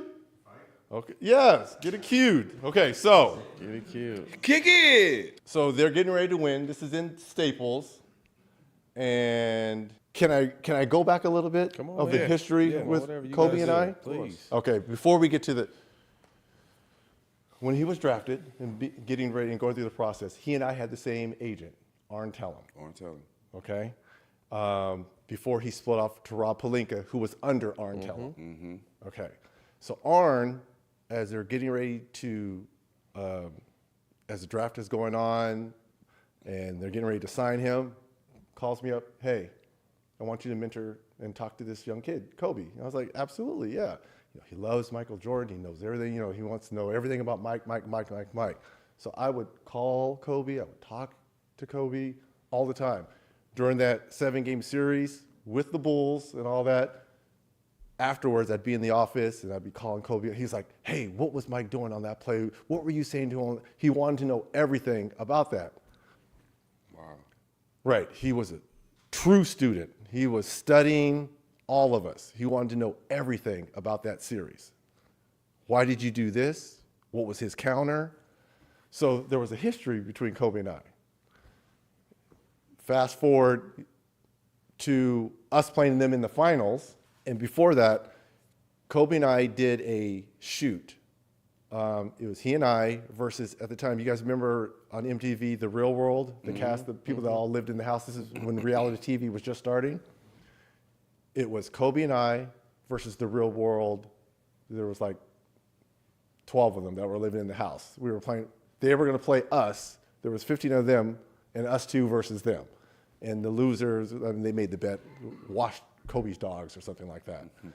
And this was a chance, he and I, this is before we made it to the finals, that we had a chance. And Gail D'Agostino, who Dylan, you've worked with, she worked with both of us. And she's like, she came to me and she's like, hey, I'm just letting you know, Kobe's gonna wanna play you one-on-one. And I'm at the height of mine. He's just, you know, this is his second or third year, maybe, second year. I'm like, I'm not gonna play a one-on-one, but I mean, I'll teach him some stuff. We'll get on the court. And so we're on the court. He's like, teach me that step back. I wanna know about that step back. You know, like, what are you looking at? Are you looking at the feet, the knees? Like, how do you do it going left? And how are you doing it right? Like, don't they close? So I'm out there teaching them and doing all this. The real world people come in, we do our skit, we win. We killed him. He's like, he takes it serious too. I'm like, you know, let's have fun with it. You know, we'll do a couple of. He's like, no, I want to crush them. I'm like, all right, let's go crush them. Let's do it. So I'm just throwing him alley-oops and he's just going crazy. I mean, he's 19, 18, whatever. Fast forward to the finals. Shaq goes down. Game 4. Shaq fouls out. We're thinking, shit, we about ready to tie this thing up. They had won the first 2 in Staples. We won game 3. We're about ready to tie this thing up. Damn, Kobe Bryant turned into the reincarnation of MJ. And not only did he turn into the reincarnation of MJ, that same shit that I was teaching him in that, those step backs, He hit that 3, yeah. he's hitting it on me. Wop, wop. Wop, wop. Look at Reggie Miller squaring him up. These two guys played one-on-one all summer in L.A. Kobe takes it between his legs. He pulls it back, hits the jumper, and then sort of gives it, you know, take your time. Everything's cool. I'm like, this dude was prepping for this moment 3 years ago. That's how deep he was. I'm like, he is using this, what I taught him, on me and us. They win that game, they win the series in 6. Fast forward to the next year. They're winning. Now, the unwritten rule in basketball is when you're up 12, Yep. 22 seconds left, what are you supposed to do? Hold the ball. dribble it out. Right? So here, he's like, if I get this ball, I'm shooting it. I'm like, yeah, I'm sure you are going to shoot it, Kobe, because that's what you do. You're just out here to try to get stats. That's what you telling him? Yeah, that's what I'm telling him right now. I was like, yeah, a little buster. Yeah, go ahead and get your numbers, Kobe. That's what it's all about. So then we start to have words. And I was like, if he comes to me, it's on. And he took one step to me, and I body checked him right here. Yeah. Boom! I was like, that's all I wanted. That was almost the first malice. This is all I wanted. So then I have him pinned on the scorer's table. Look at Brad's there. He don't really want no Shaq, shit. look at J.O. J.O. wanted. He wanted. Oh, J.O. Poor Austin Crozier. Look at his jersey. He was trying to pull Shaq back originally, right? Oh, man. Look at Austin's jersey, man. Scratch marks all on the back. He learned. Oh, that's why he did that in the Malice in the Palace. When everything was going on, he just put his hands up and started walking through the crowd. Mm-hmm. He just put his hands up. He said, I'm familiar with this. Oh, God, this was great. This was great. Look at this. What? Just one step. I said, just one step. Just come a little bit closer. Cross that line. Just come a little bit closer. There we go. Gotcha. Watch this. Mm-hmm. Nope. Weave that. You showed me what you had. Boom. Pick them up. Take them to the scorer's table. Just pick them up. Set them on the table. Yep. Come here. Take a seat here. Kobe tried to lean in with one, didn't he? He did. He tried to lean in with that. He threw the jab, then tried to lean in with the right look. But I had the Roy Jones Jr. on him right you weaved there. it, Reg. You step back. I had the Roy Jones. Okay, then you just pick them up, put them right here. Everyone will jump in. Sit down right here. Take a seat right here. That was almost the actual first malice right there. Low key. But God rest. And then here's the thing. The funny thing about that. The day after, You get a call. man, what were we thinking? I'm like, but what I tell you, he wanted to do everything like Mike. Mm-hmm. He knew our history, Mike's and I's history. Mm-hmm. I think he wanted part of it. I think he wanted part of that. I really did. In the back of my, maybe I'm wrong, Right. but my only two real scraps, I had one with Doc, but I mean, those were the real. He said he got a problem with Mike. He got a problem with me. Yeah, Hey. right? Yep. Straight up. That's exactly what it was. Reggie said, I only beef with goats. I only beef with two of the Hey, best for ever. me to have beef with those two dudes, Crazy. the two best shooting guards our game has ever seen. Yes. Man, I mean, I'll take it as a form of respect. Yeah. That they both, I can brought only that- speak for myself. you I brought hope that- they respected my game. You brought I that out of respected him. theirs. You brought that out of him. I didn't fear them, but I respected the hell That's out what of they them. respected, I mean, that you didn't fear them. I mean, to this day, I think I probably would take a swing on Mike if I saw him. That shit was out the blue. I might. I don't know because there's certain things that are said in between lines. Yeah. You know that Yeah. that triggers you and you never remember. forget. Yeah. It's funny because What'd he say, Reg? during the 75th anniversary, you remember Mike wasn't part of any of the pre-picture and all that, but he showed up before we all walked out. Yeah. And you show that. Pull it up, Dylan. Like when he's going at Magic. Like let's put him on. Let's go right now. Like everyone, we're all around there, and I'm saying to myself, I might just go over there. Get my lick back. Right? I might. I might. Go even the score. I might. I mean, we got the 75 greatest players out there right now, and in my head, I'm saying to myself, I'm triggered a little bit. My hands are sweating. It's like, past all that before we walk out. When he goes at Magic, We gonna play and right you now. hear stories from AI and D Wade about that moment, like, oh my God, you could tell. Yes, he is king among all these kings because they all did bow down to him. Keep going. Here we go. I seen that too when he walked in there. It was like, There it is. Turn it up. Yeah. See, I'm right behind a little bit to the right of D Wade. And I'm saying, This is your time. This is your moment, huh? This is your moment.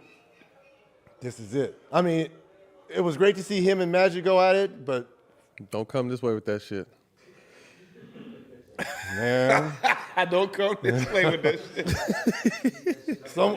some wounds are hard to Man. they're hard to heal. I love it.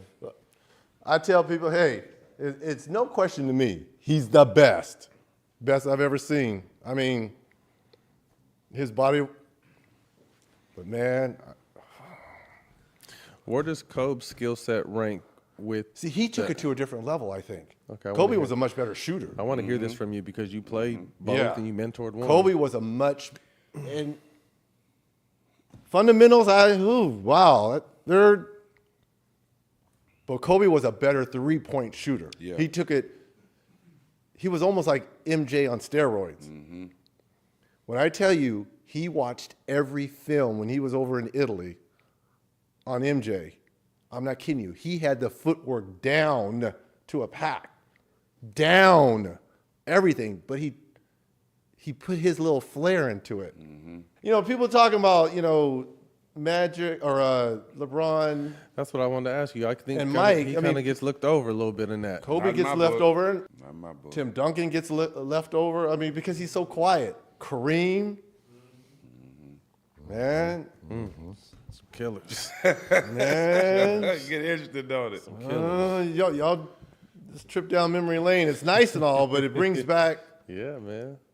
and then you got Rodman out there talking shit. And look, I had some crazy dudes on my Davis boys. Davis boys are Yeah. killers. You got Rodman out there hooting and hollering, Scotty. How good was Scotty? Scotty. He was the best Robin. He was the best Robin because he did everything he had to do and then threw it to 23. Yeah. But defensively, see, and this was the great thing, and this is why come playoff time, and all y'all know this, coaching matters. Yes. Absolutely.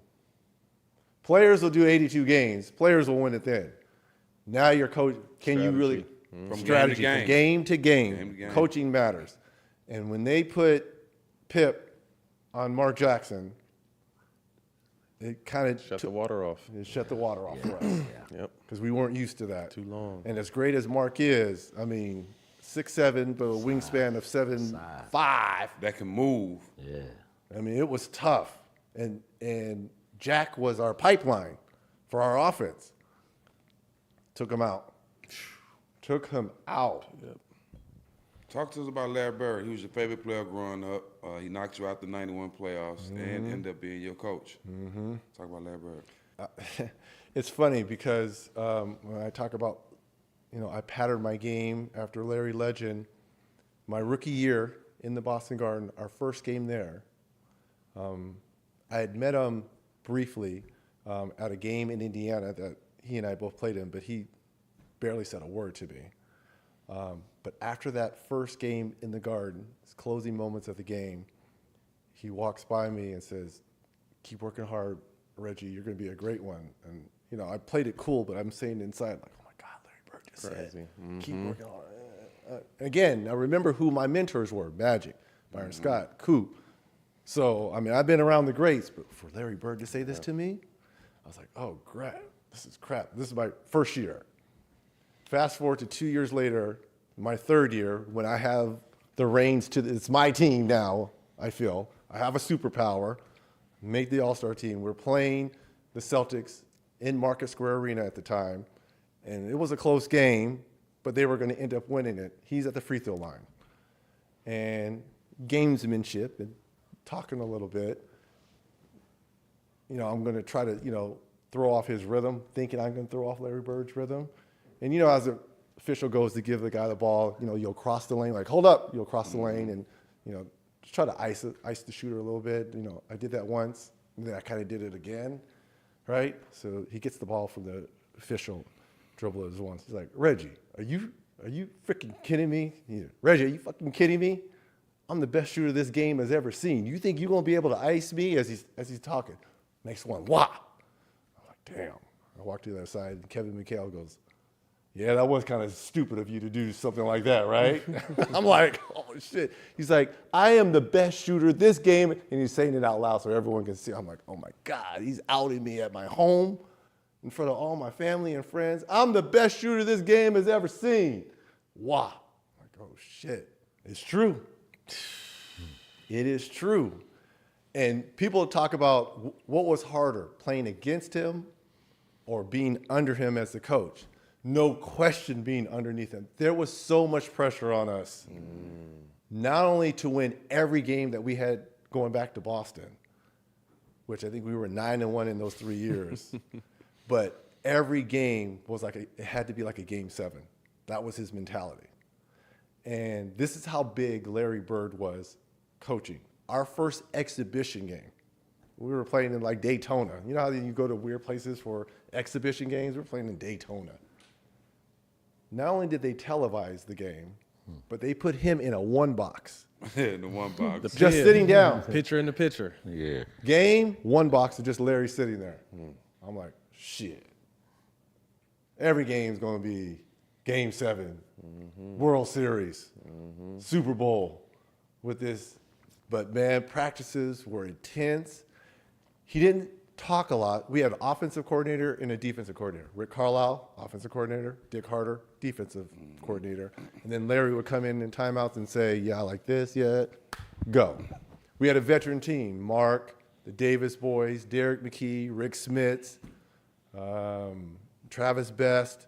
So he didn't have to, it wasn't like our young team with Carlisle, which, you know, would probably been a little different from him. He knew and had played against a lot of us.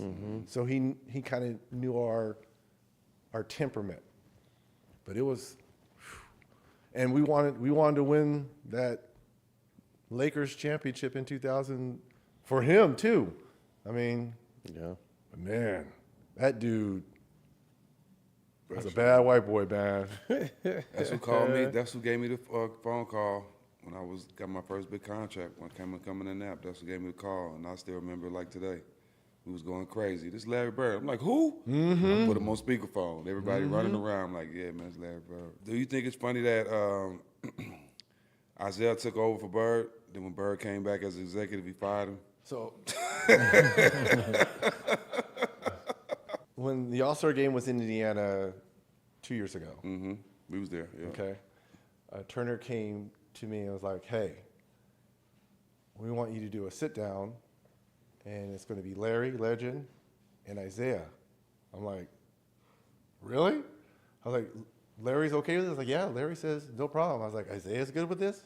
Because, you know, there's a lot between the bad boys and the Celtics and history between them two and what went on during the playoffs, saying if he was a regular, well, Yeah. remember all that? Yeah. All that could come up. And you know me, I'm not going to sugarcoat anything. That's my job, is to bring it up. Yep. I said, oh, okay. So that came up with, you know, he was the executive, and he was really brought in to fire. And he said on the show, the interview, I like you, Isaiah, hell of a basketball player, and I think you did a great job, but I like Rick Carlisle better. That's Your simple. services are no longer needed. Because I don't think Donnie Walsh wanted to fire Isaiah, and he brought in the one guy. Who's gonna say or question Larry Legend? And I mean, Carlisle, he took us to different heights too, though. Made the right decision. But Isaiah's response to all that was, and I don't know if you heard about this, maybe. He said that the Malice in the Palace probably wouldn't have happened if he had been coaching that night, because the fans would have respected him and Ron would have listened to him. That's what he said on the show. He couldn't have controlled that. Yeah. He couldn't have controlled that. He said that the Malice in the Palace never would have happened if he was coaching that night. And I mean, that's Never know. Bird was like, you know, it is what it is, but that was his response to when Larry said, you know, I just like Carlisle better. He's like, well, I think you made a mistake. This is Isaiah. I think you made a mistake because what happened in Detroit never would have happened. What people don't know is it was a possibility that what happened in Detroit could have happened in any arena that season. Yeah. Yeah. Straight up, raw. Legendary sneaker career though. You've been big with the sneakers. We got a partnership with StockX. You used to wear Jordans. I did. A lot. How did that happen? Well, first of all, you could not wear Jordans when Mike was at his superpowers and when he was with the Bulls and all that. Only Mike wore Jordans, I believe. I don't think Jordan brand started to take off is when maybe he went to Washington and he was starting to phase his way out and to keep the Jordan brand going. So I knew, remember you had to do your homework? I knew it would be an irk for him. He wasn't going to call me and tell me he wanted me to be on Jordan brand. There's no way he was. Too much pride. He would never do that. Never, ever do that. So during a couple of times, maybe one game or two, when he was with the Bulls, I wore him in the game just to irk him. Because I just wanted to fuck with him a little bit. And I heard it later on from, hey, you cannot be wearing Air Jordans at all. Even if you're playing them or not playing, you can't be. I was like, okay. Who said that though? Like higher ups, executives, him? Someone from Oh, Nike. really? Someone Nike called Arn and was like, Okay. I was like, I ain't tripping. I just wanted to do it for that game. I'm like, I'm not gonna be wearing them all the time. But then the people called and was like, hey, you want to be part of Brand Jordan? You look good in them. I'm like, shit. All right. I'll do Look it. at that free gear. I was like, all right. I like it. Be sure you put my got name on I was them about to so say, got the people, name even on though the they side. see, him spread eagle with his legs all out, it does say Reggie on there. Yeah, I see does Reggie. say I see Reggie. Reggie 30. I see Reggie 31 on them boys. Make it my own a little bit. Yeah. So they did some of that, Yeah. but it was, I'm not a sneakerhead per se, though I do have a lot of the Jordans my last 5 years because I was part of them. But I wasn't high up like Eddie Jones and Ray and those guys. Yeah. Again, I was starting to lose my superpower, so it was more of like a courtesy because I had been with Nike basically my whole career, and they were like, all right, you can wear Jordans. When did you start training with Mike in the off season? With Jordan, I only did it once. Once. And it's when he was coming back, when he was filming Space Jam, and Jack Haley, Surfing Jack Haley, who was my center at UCLA, who was drafted by the Bulls, and then he came back to the Bulls when Rodman was there around 95, 96, whenever he came back from baseball the first time, and he was filming at Warner Brothers lot, and they built him, they called it the Jordan Dome, and he would film all day. This is what was crazy. This dude would film all day, starting at 7 a.m., finish shooting at 4, eat, and then the run started at about 5:36. And he would have at the time, all the top players, kind of like how playing at UCLA was in the men's gym, but it all went over the valley to Burbank to Warner Brothers. And I mean, I was like, man, damn, they Crazy. They built this dude state-of-the-art court, workout facility, like top line, everything. And I'm thinking, okay, here, I'm gonna do my reconnaissance on this fucker. I'm gonna figure out. So every single time we never played with, I was like, I'm gonna find something. I'm gonna find something. I'm gonna guard him every single time. Nothing. Damn. You got some of the runs? Pull it up. Man, again, this is before the age of cell phones. Yeah. And this dude, I was like, shit. And not only we'd play from 6 to about 8. And then I was like, when I tell people your practices aren't done when practice is over, and then he's getting up another 700 to 1,000 shots. Look at this. Look at the state of the fucking art. This dude, one dude. Look at this shit. Everything. Juwan Howard, Eddie Jones. Said Sabalas. Said. Man. Come on. Motherfucker. Sal Thompson, Surfer Jack Haley. Light it. Oh, good pass.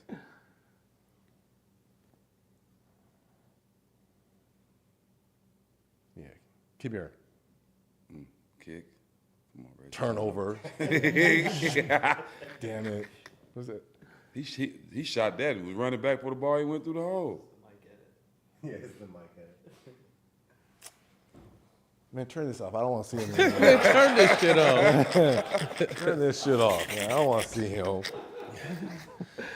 So Yeah, those were great. That was a cool experience to be a part. Good time run.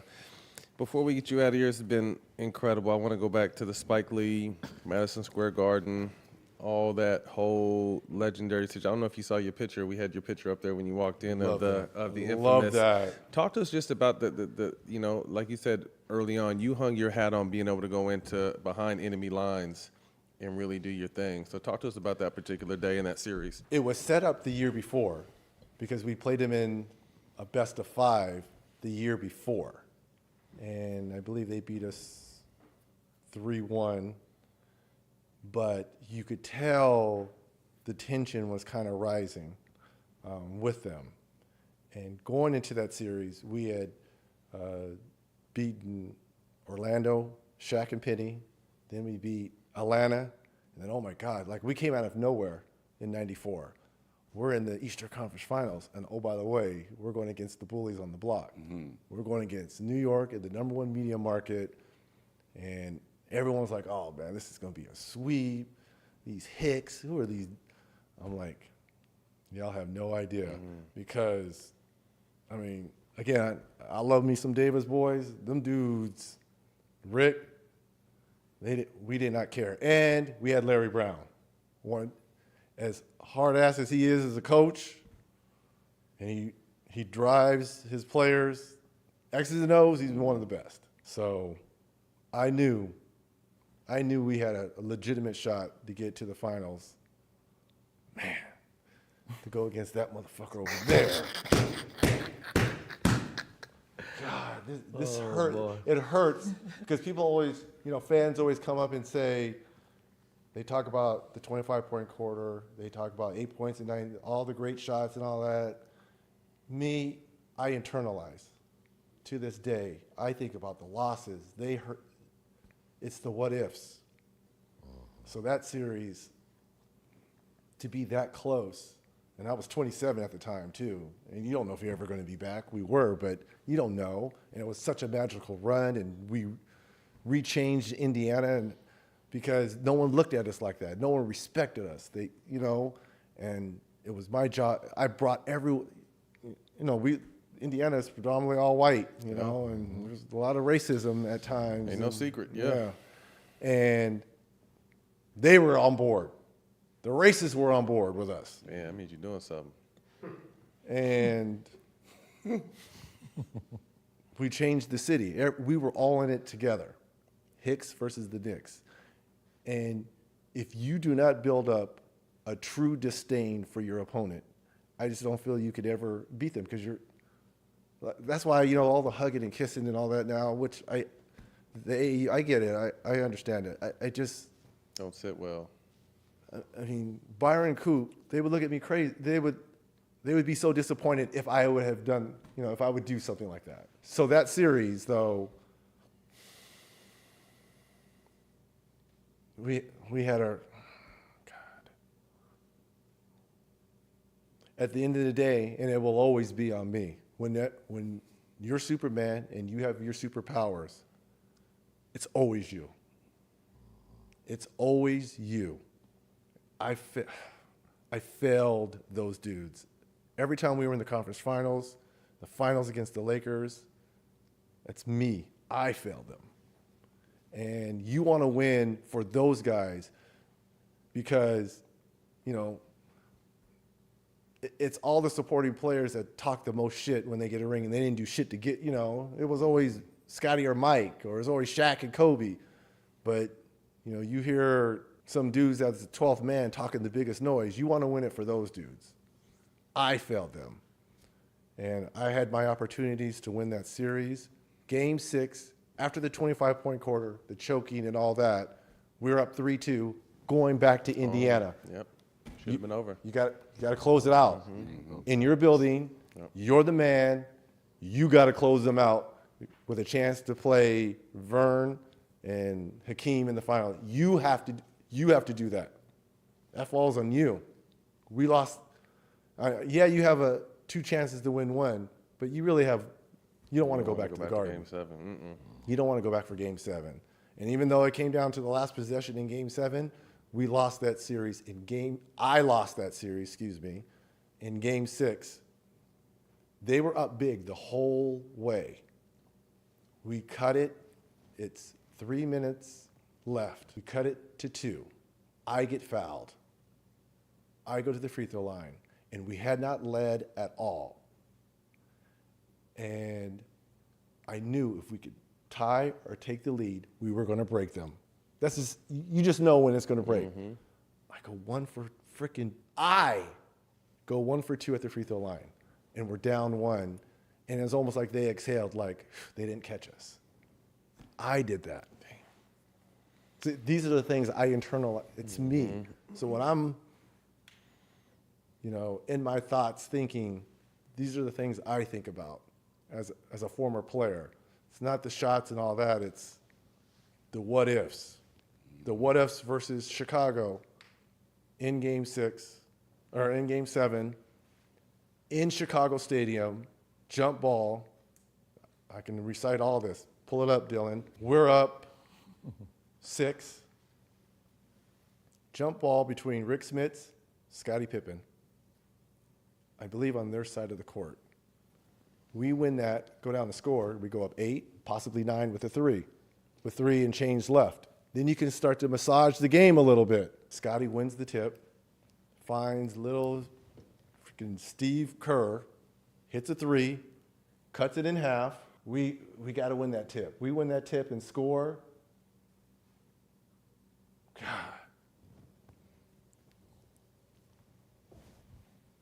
So those are the things I think about. Does it still haunt you to this day, or are you at peace with it now? It will always haunt me. It will always haunt me not winning a chip. It wouldn't haunt me as much if I was never so close. Yeah. Right? Got You to could be a smell great player and never be close. I never had the opportunity. Oh, I had You got opportunities. to smell it. That's what hurts is I had opportunities. And that's why it burns me. It just burns me because you want to win it for the guys in that locker room that run through a brick wall for you when you're the man. For my Davis boys, giving up their bodies. Dale Davis having a dislocated shoulder, popping it back in the playoffs, saying, I'm good to let's go. Come on, man. Man, I want to win it for those dudes and the fans. On top of what makes this series, why this is how we were thinking. This is how Jack and I, Mark Jackson and I were thinking. This is how cocky we were. But you have to be. We wanted to retire that dude. Because remember, this is his last year. You want to take a break? We're like, we want to retire. Send him home. That's how we felt. And another thing, why this is my fault. 20 points at half for me, and I end with 24. That's unacceptable. Second chance points, too. That's unacceptable. This has got to be a 35 to 40 point game for me in the playoffs versus him. And he was 9 for 29, so he's not having a great night himself. Everything is stacked for you to beat these dudes. God. Do you ever go back and watch any of these series that either you win or lost after all these years? I don't need to go back and watch them because In your mind, constantly. it is a nonstop loop. Nonstop loop in my head. How I can just recite certain things. It's just, we had them. We had them. Steph Curry, his greatness, the revolution, they were kind of revolutionizing the art of the three-point shot. You were someone who was back then they called it volume, but it wasn't the volume compared to today. Thoughts on Steph and what he's been able to do to this game and what your game would have been like with that kind of freedom and that kind of, because you played in an area where it's inside out. Right. If you can come down and transition whenever you wanted and just shoot threes. If I could shoot 10 to 15 threes a game, Max, both of us. Yes. There's only a handful of players that you think about that has truly changed the game. Having a 6'9" point guard. I don't think we'll ever see that again in Magic. Having a guy who flies, Air Jordan. Having someone as dominant as a Shaquille O'Neal, even though they say Wilt. Someone who changed the culture, like an AI. Yep. And then to me, Stephen Curry. You hit all that on the nose. I mean, you can't explain it better than that. Right? There is no, those 5 guys changed basketball. And if you go to any rec league, you go to any high school, any AAU, and you see those kids, we all have kids, the first thing they do is run to that three-point line and shoot and say, Stephen Curry. Yep. Curry range. He has changed. And, you know, he's come out and said, look, there's steps here. I didn't just come out shooting, 25-footers, form shooting. I work my way in, work my way out. But all they see is the end result, and he has mastered it. He is one of the all-time game changers. Yes. That's big. Quick hitters. First thing to come to your mind, let us know. Top 5 shooters of all time. And don't be shy. No, I'm going to say present company excluded. Larry Legend, Stephen, Ray, Mark Price, and I'm going to tell you who could shoot it. Peja Stojakovic. Yes. / Drazen Petrovic. Yes. I'll put both of those itches in there. Son of a itches. Those itches. Got to put those itches in there. One album you can listen to with no skips. Man, Thriller. Michael Jackson. I knew the answer to that. I knew the answer to that already. Oh, man. MJ Thriller. You know how much I love MJ. I heard Sugar Free said you had the same amount of motherfucking hours that Michael Jackson did. And you became yourself. You still became yourself. Thriller, baby. Anything MJ. I'm listening to it nonstop. I love it. 5 dinner guests, you plus 5 dead or alive. I'm going to go with Muhammad Ali. I'll go with Barack. I will go with Denzel, Rosa Parks. Nice. Because I want to know. That's strength. I want to know. Yep. And I have one more. I'm going to go with Walter Payton. Sweetness. Sweetness. I want to know too. 2025 NBA champ. Who gonna win it? Because I have to call games, it's hard for me to say who's going to win it, but I'll give like? you my who do I like. Well, I think it's time now for OKC to show up. All right, the last 2 years, they've had the best regular season.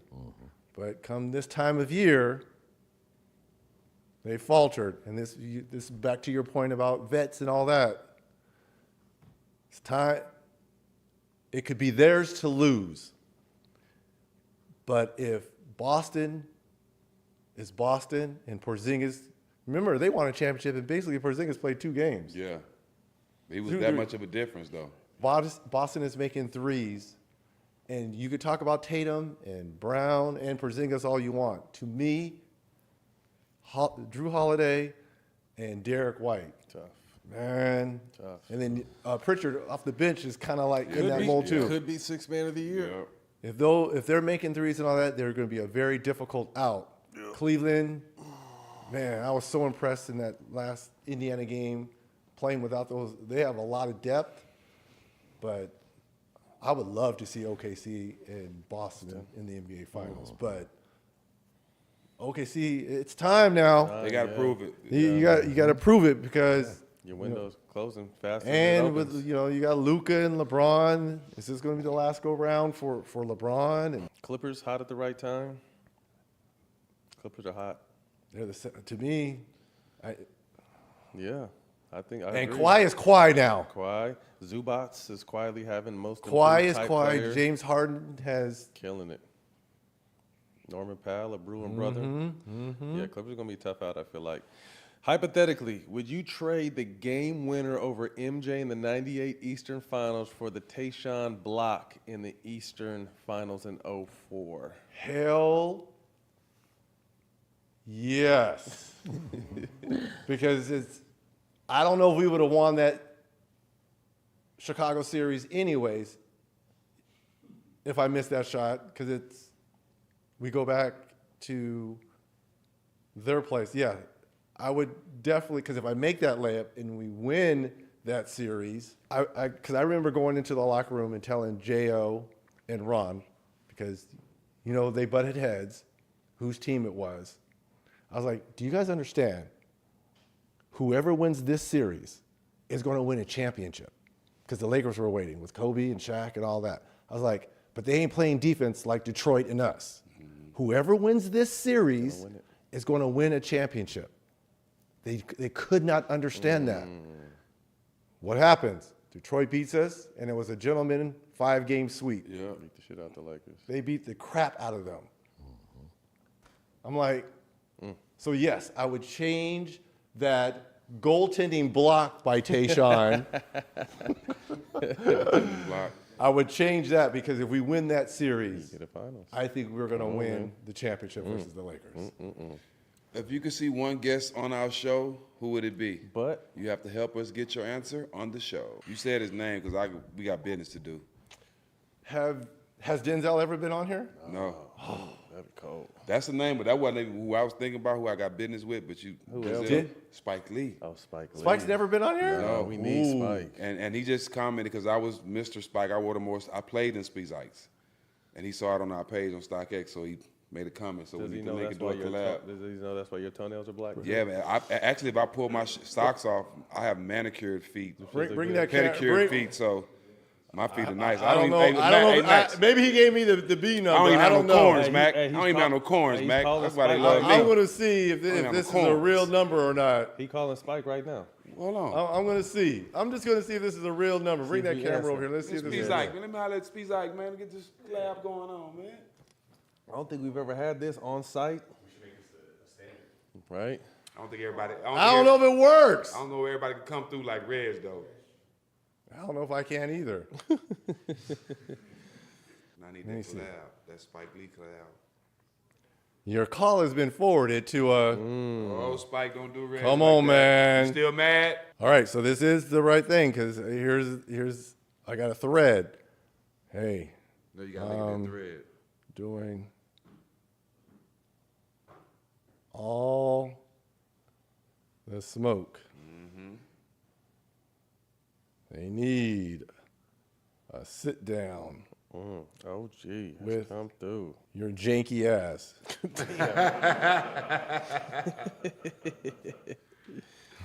So, Reg, man, we appreciate you. We y'all. got some Gifts gear for for you. Oh yes, all the smoke. Yes indeed.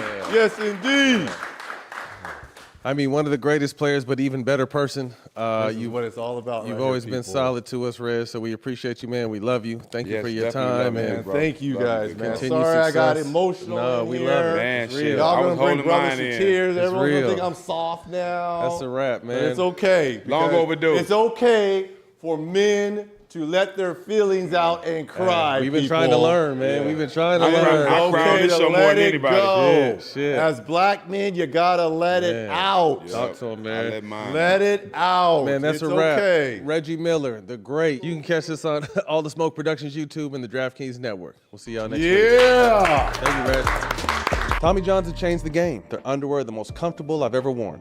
They're silky soft, breathable, and lightweight. If you don't believe me, check the waistband. Ever since Tommy John has been sending me products, it's all I've been wearing. They're the true MVP in the underwear game. What are some of the problems that other underwear brands give you that Tommy John doesn't? These things let my balls breathe.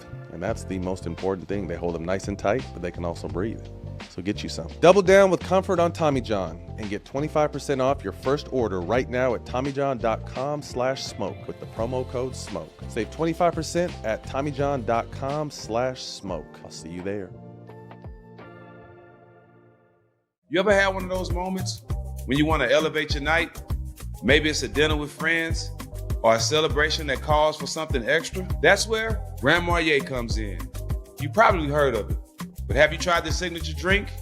The Grand Margarita. It's the twist of a classic margarita. It has the smooth richness of Grand Marnier's cognac, and combined with orange liqueur, a bit of citrus, and just the right amount of sweetness, with a taste like that, it's perfect for any occasion. Whether you're chilling at the crib or out with friends, a Grand Marg remixes a regular cocktail into something extraordinary. Don't just settle for a good cocktail when you can have something grand. It's about making your next drink one to remember. So when you're making your next margarita, remix it and make it grand with Grand Marnier. Grand Marnier liqueur, 40% alcohol by volume, 80 proof. 2025 Campari America, New York, New York. Drink with style, drink responsibly.